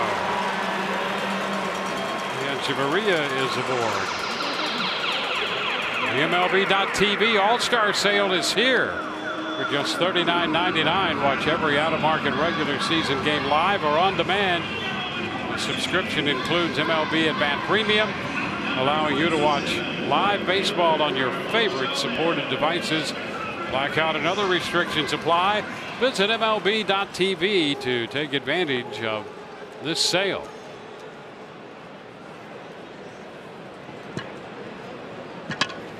Gomez. The pitch just ran right away from him. That slider, strike 1. You think about the arm angle, you think about the fact that he throws across his body, he really creates some leverage to be able to do that. It's blocked by Hicks. 1-1.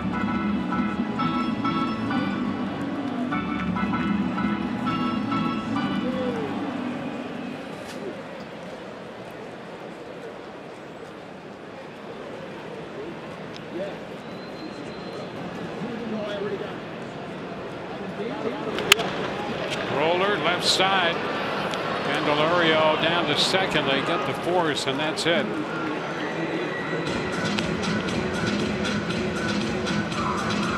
So Gomez reaches. Joey Adames will be the hitter. Adames was part of the 5-run third. He picked up a single following the walk to Gomez in that inning.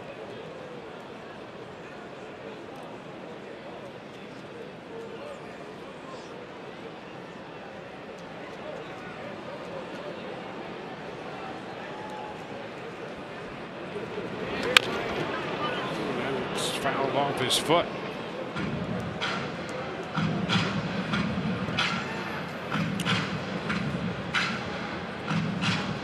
Well, here's what's coming up tomorrow on Rays Live, the pregame show presented by your local Honda dealers. Rays leadership discusses the Ybor ballpark, and Orestes will break down Matt Duffy. Ball begins at 11:30. So an early start for the Rays, wrapping up this homestand. Breakfast with the Rays. That's exactly right. Nooner. Love nooners. Tap foul, 0-2. Take care of business early and the rest of the day. Amen. Amen.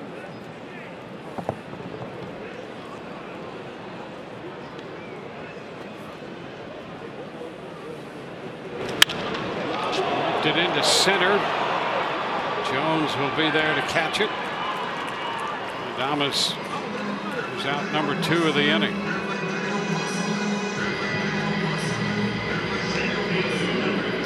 Gomez remains at first for the top of the order, Kevin Kiermaier.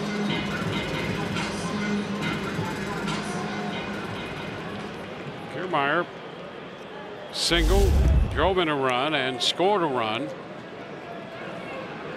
Ball came in the 5-run third.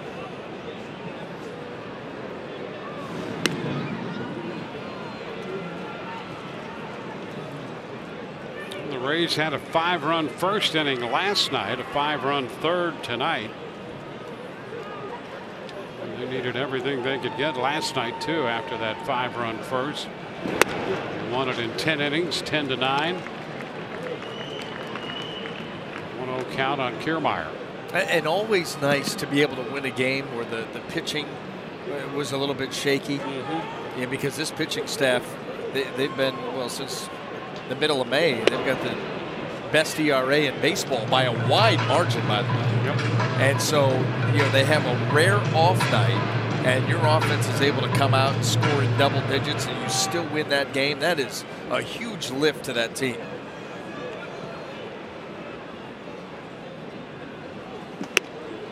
And on the other side of that, when you have a team struggling the way the Tigers have been, and then they come back and lose that game, well, it's tough for them to recover from that. Yeah. I mean, and you're looking for anything. You're thinking, what in the world do you have to do? Right. Right. 4-pitch walk to Kiermaier. Pushes Gomez into second. Matt Duffy will bat.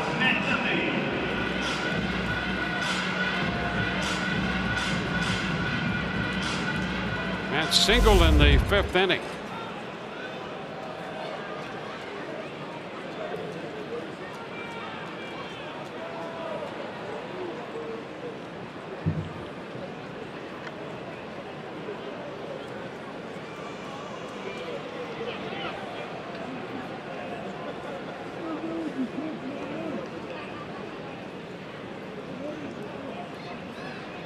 Eight strikeouts for Detroit pitching. A couple of walks now.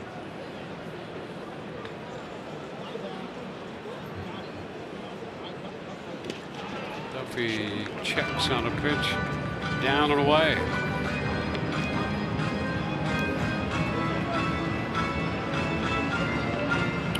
Duffy came in at 307, 1 for 3s, staying right there at 307.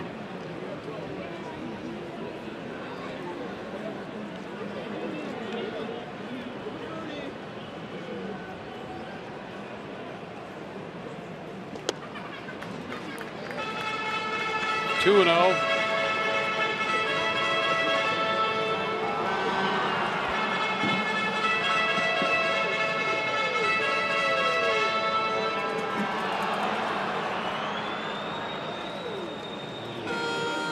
visit out there while the Tigers start to get the bullpen busy again.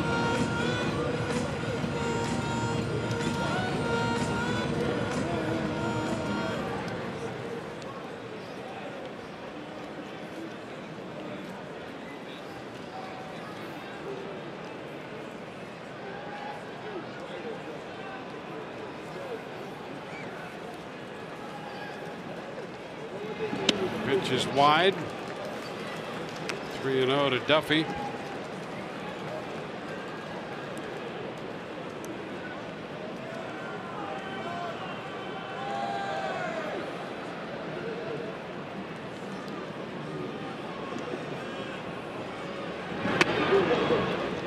And another walk.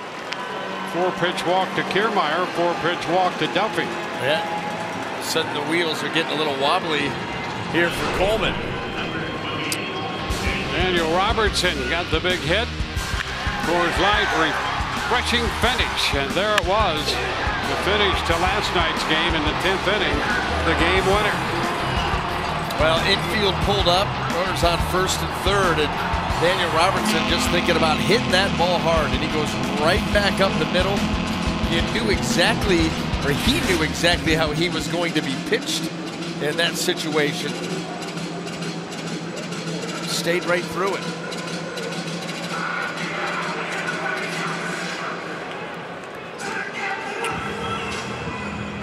Two outs, bases loaded. Robertson hit by a pitch and then scored on the home run by Ramos in the 5-run third.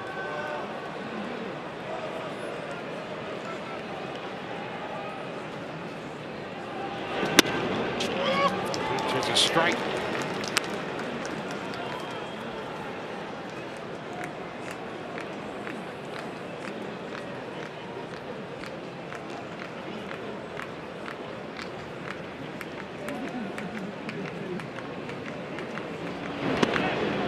Low, 1-1.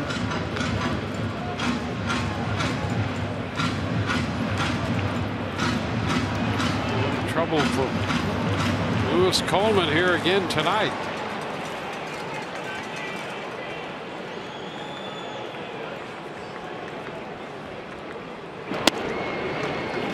Two and one.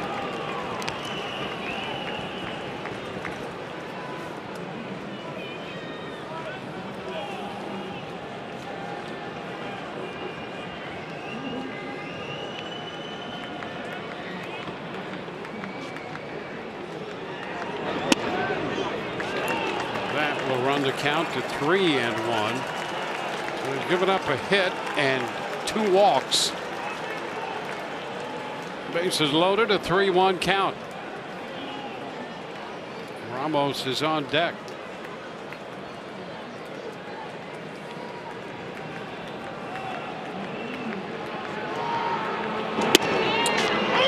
And a strike just on the corner. So it's a full count. Fastball right on the edge, and this will allow everything to be put into motion. Off go the runners.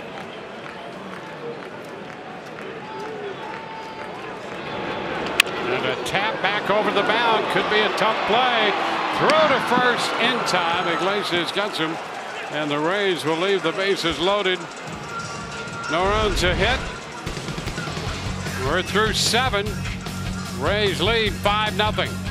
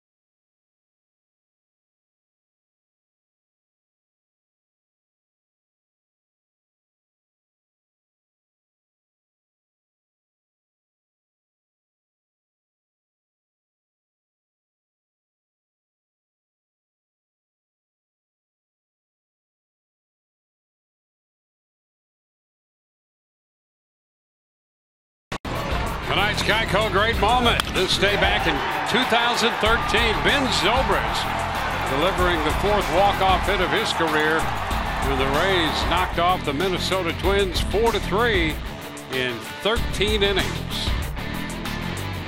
The Rays will be headed to Minneapolis after tomorrow's game. We'll meet the Twins in a series leading up to the All-Star break. Twins started the day 8.5 back in the Central. They won 5 in a row.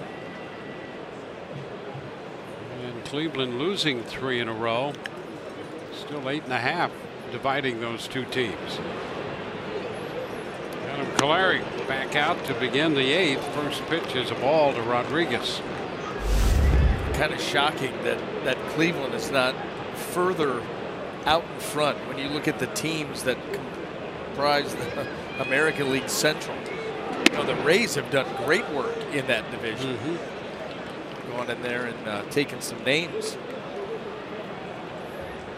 It's a down season.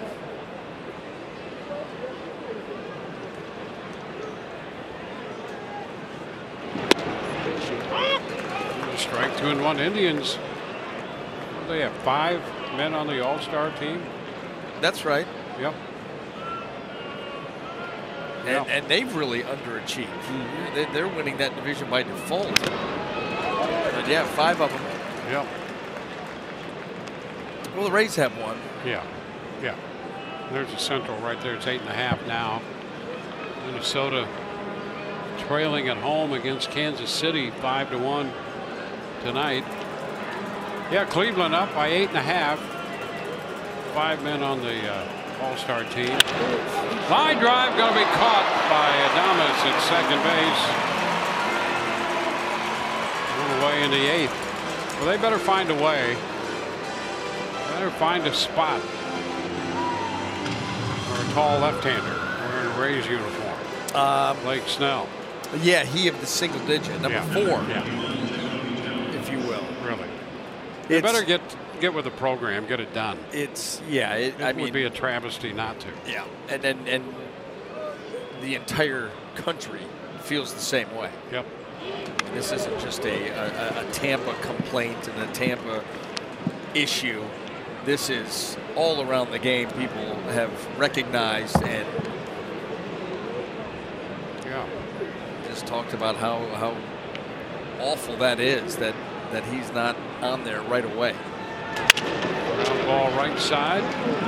Adames takes care of this one, so he catches a line drive. Picks up a ground ball. Well, here's some of Blake Snell's handiwork. Pretty dominant there. 12-4 at 2.09 ERA.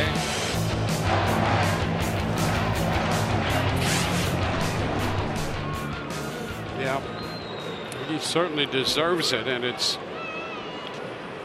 baseball's black eye, not his. And he's handled it perfectly. He's been great. He has handled it perfectly. I mean, he could, go out there and probably have a whole lot to say about not being on that team, and he has not. He's let others take up for him, his own defense. It's not his own defense. They're taking up for him. He doesn't have to say a word. He's just the way he has handled this is right in line with his whole development as a top shelf pitcher. And it shows you something about him and about his makeup and his intelligence in the situation.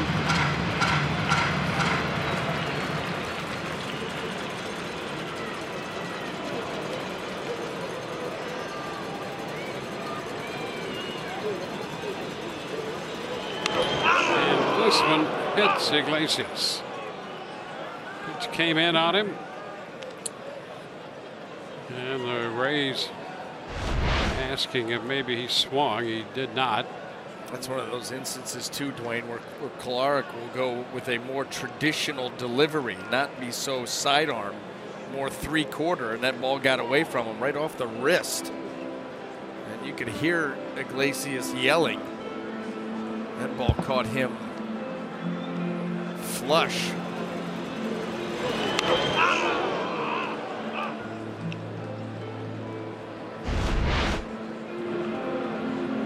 Well, without saying, you hope that he's okay, but it's a dangerous little spot there, and they're going to stay in. They're going to lift Iglesias.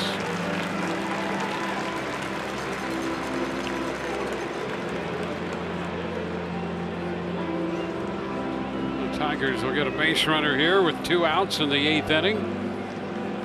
Ducey will enter the game. Your attention, please.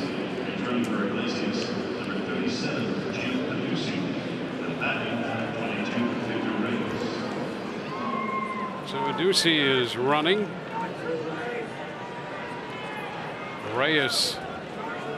Victor Reyes is the hitter.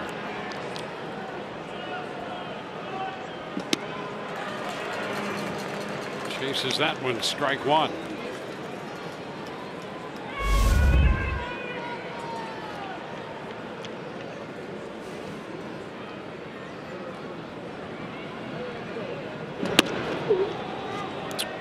One and one now.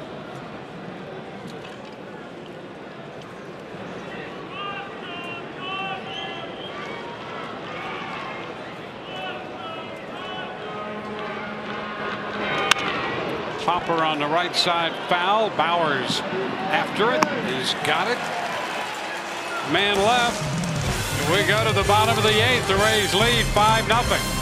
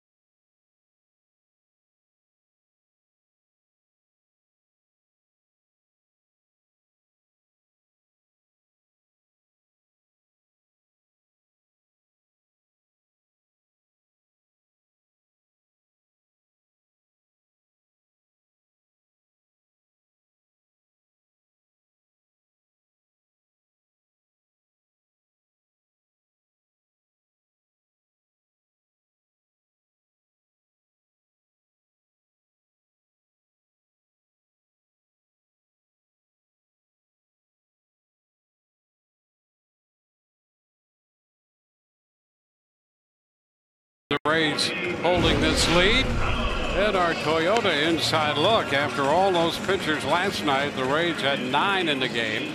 Tonight, 4. Stanek, Alvarado, Schultz, and Kolarek. 2 innings apiece. And they have held this Detroit lineup to no runs and just 2 hits. Kevin Cash coming out hot too with Stanek and Alvarado. Heavy artillery for the first 4. And by that point, they had that 5-run lead. Victor Alcantara is the new pitcher.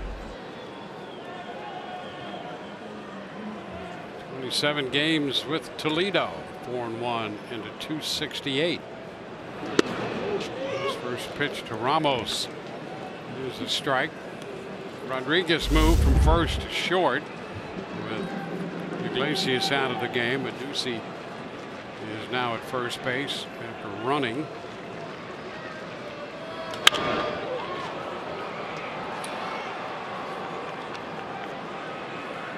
Two-strike count.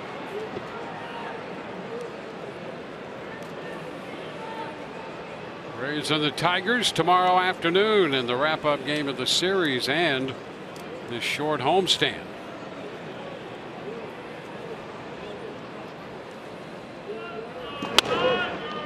Yeah, this just becomes another city on what ends up being about a 2-week road trip. Yep. You know, when you come, you're gone for a week, you come back home for 3 days. And by the way, it's 3 days that involve night, noon game, fly out. That's not even really, you can't even call that a homestand. Yeah. Tapper and Valerio over to Ducey, and that's the first out in the 8th inning.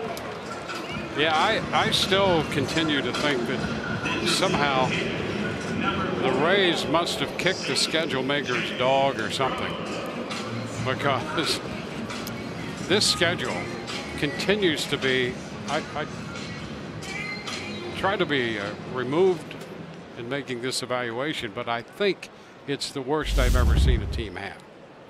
It's the worst I've ever seen. Yeah. And I'm not, being, listen, every team can point to a part of their schedule and tell you, what do you think about this? Sure. Listen, without a doubt, every season that happens. This has been nonstop since the first trip of the season. 4 3-city, 10, 11-day trips to start the year. Not even that, but just the manner in which the one trip. Yep. Leave St. Pete, fly out of Tampa, hit Baltimore, then hit Kansas City, then hit LA. So you've got that 3-city trip.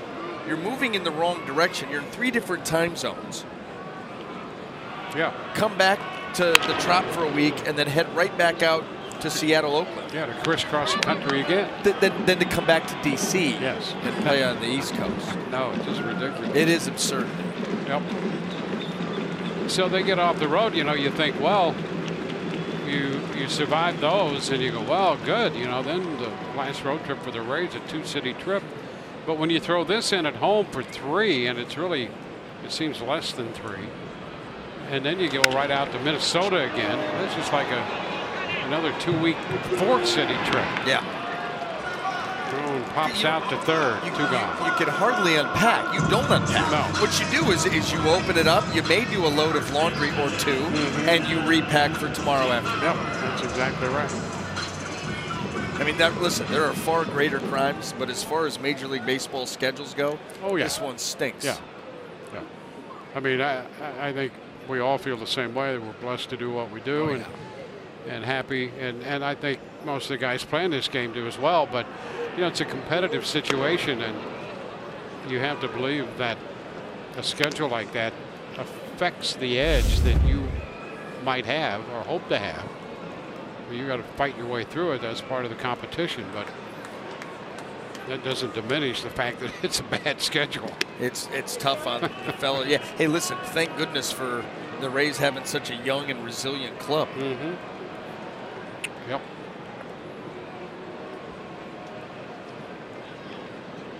Two outs, bases empty, 1-1. The count to Bowers. It's 2 balls and a strike.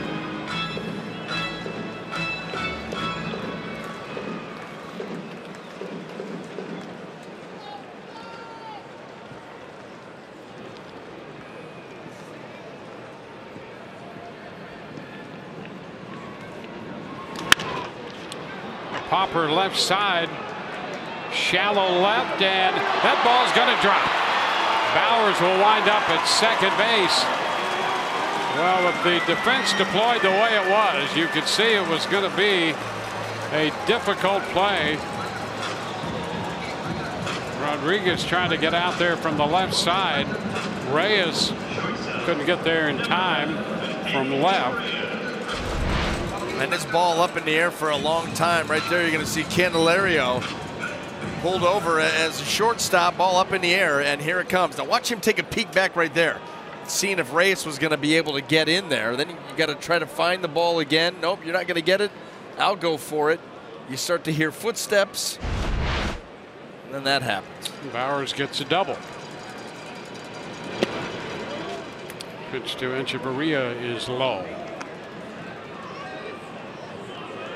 That's tough too when that ball is, you're going back at that angle and you're taking your eye completely off the ball, which is tough to do here anyway. at Tropicana Field to make sure, or to see if your left fielder is going to be able to make it in there in time. Ground ball toward the middle. Rodriguez has this one, and the throw to first in time. So a double and a man left. We go to the ninth. It's 5-0 Rays.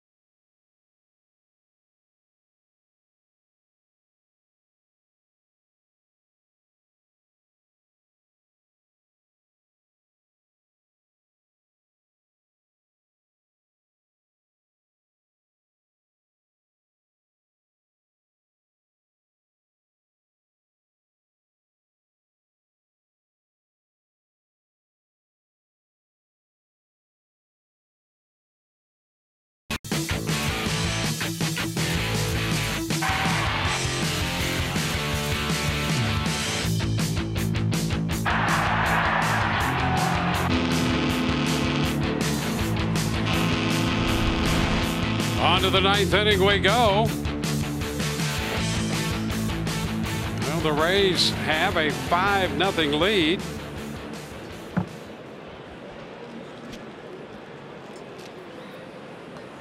Adam Kolarek has 2 innings under his belt. He'll be facing the top side of the order, Jeimer Candelario, 0 for 3 tonight. And the pitch is up. 1 ball, no strikes. If things stay the way they are, Alvarado would pick up the win. He's looking for his first win.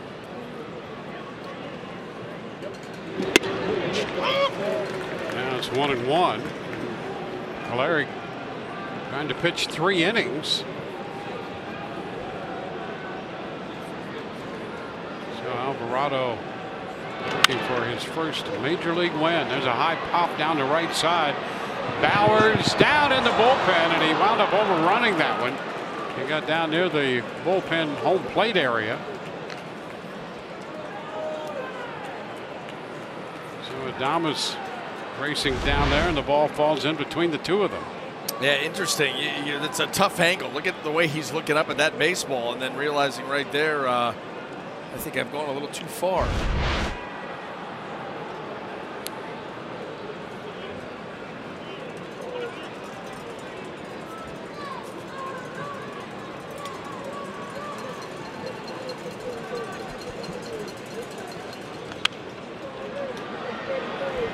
Ball out of play.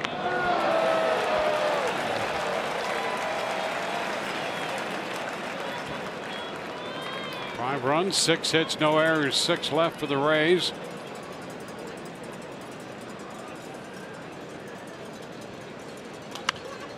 Foul ball back.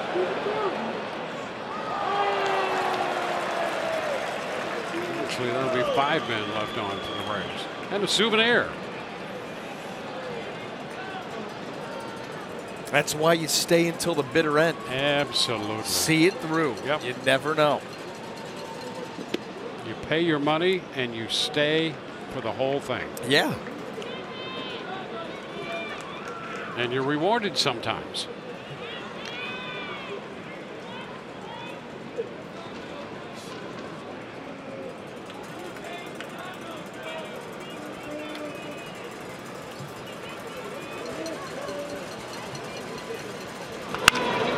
That's going to be a base hit in the hole between short and third.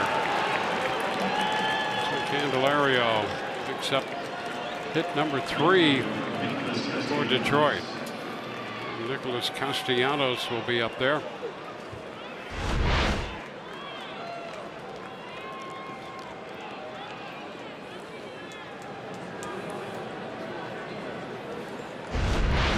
Good effort there by Duffy,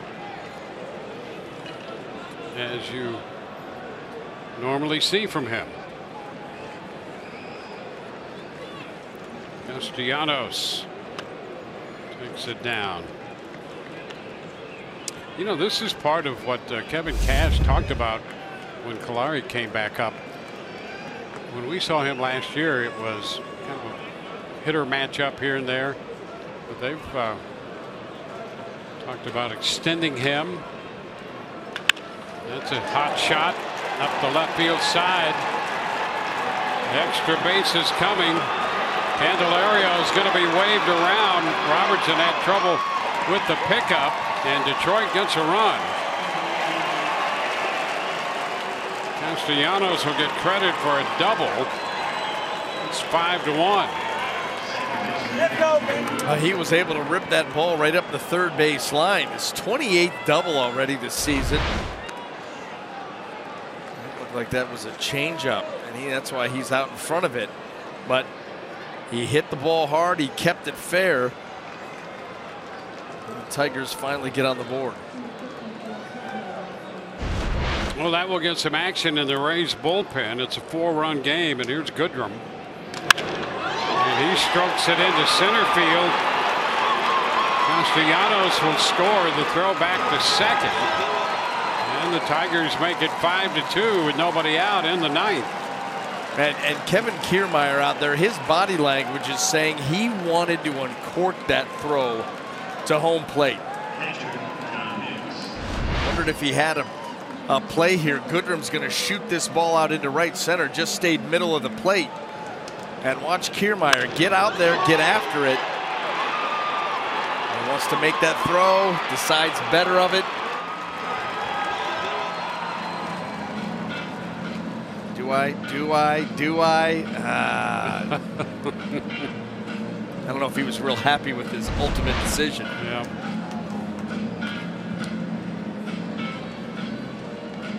And Romo going to hurry up his warm-up process. Yeah, but you know what? Ultimately, it's the smart decision, because if you uncork that throw to get the guy at the plate, the chances of you getting him, slim. Yep. And then you've got a guy in scoring position. There's right. a line drive. Echeverria's going to get the force at second and a throw over to first. Now, what did he call? Did he call an out on the catch? That's what he's going to call. He's going to call an out on the catch. That's Lance Barrett making the call and saying that the ball got away from Echeverria when he was reaching to take the ball out of the glove. Rays are thinking double play would work. Oh, yeah. Yeah, that's exactly what they were hoping for. Boy, what an effort to get there. And that ball, that's what he's calling right there. I don't know if he ever had that fully secured.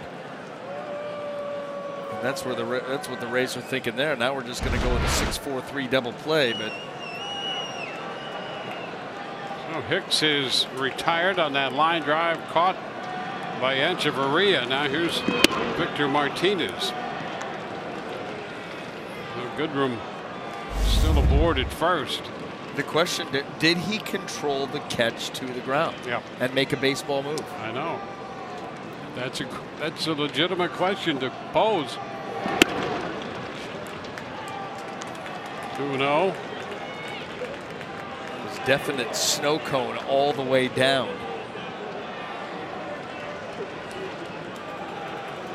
The fact that he even got a glove on it was impressive. The ball ripped. Fly ball into right. Gomez is there and makes the catch. And 2 gone. Don't forget, Rays Live, the postgame presented by WB Mason. It'll be Rich and Orestes around for the coverage. They'll anchor it all. Kevin Cash press conference and minor league updates from around the Rays farm system. All on Rays Live, the post game. That's going to be it for Kolarek, with Rodriguez coming up. Back in a moment. Call to the bullpen brought to you by the Florida Lottery.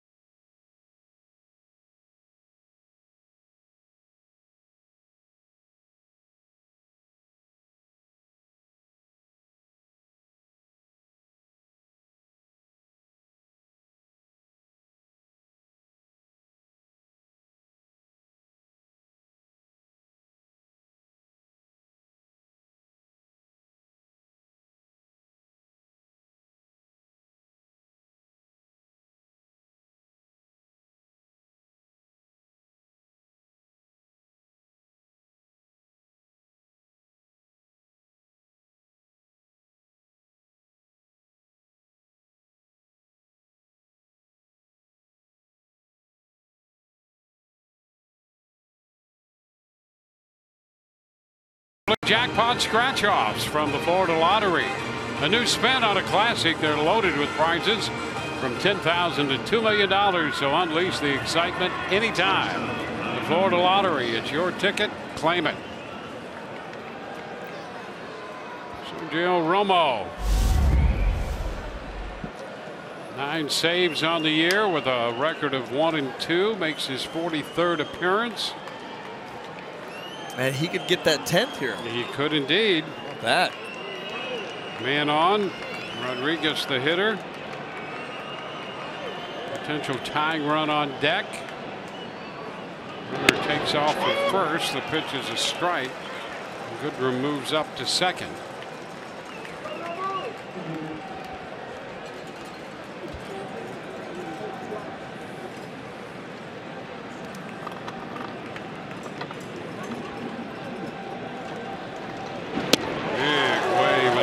That one by Rodriguez.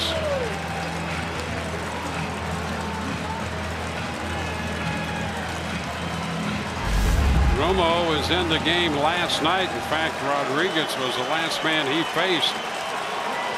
He got him on a fly ball to right.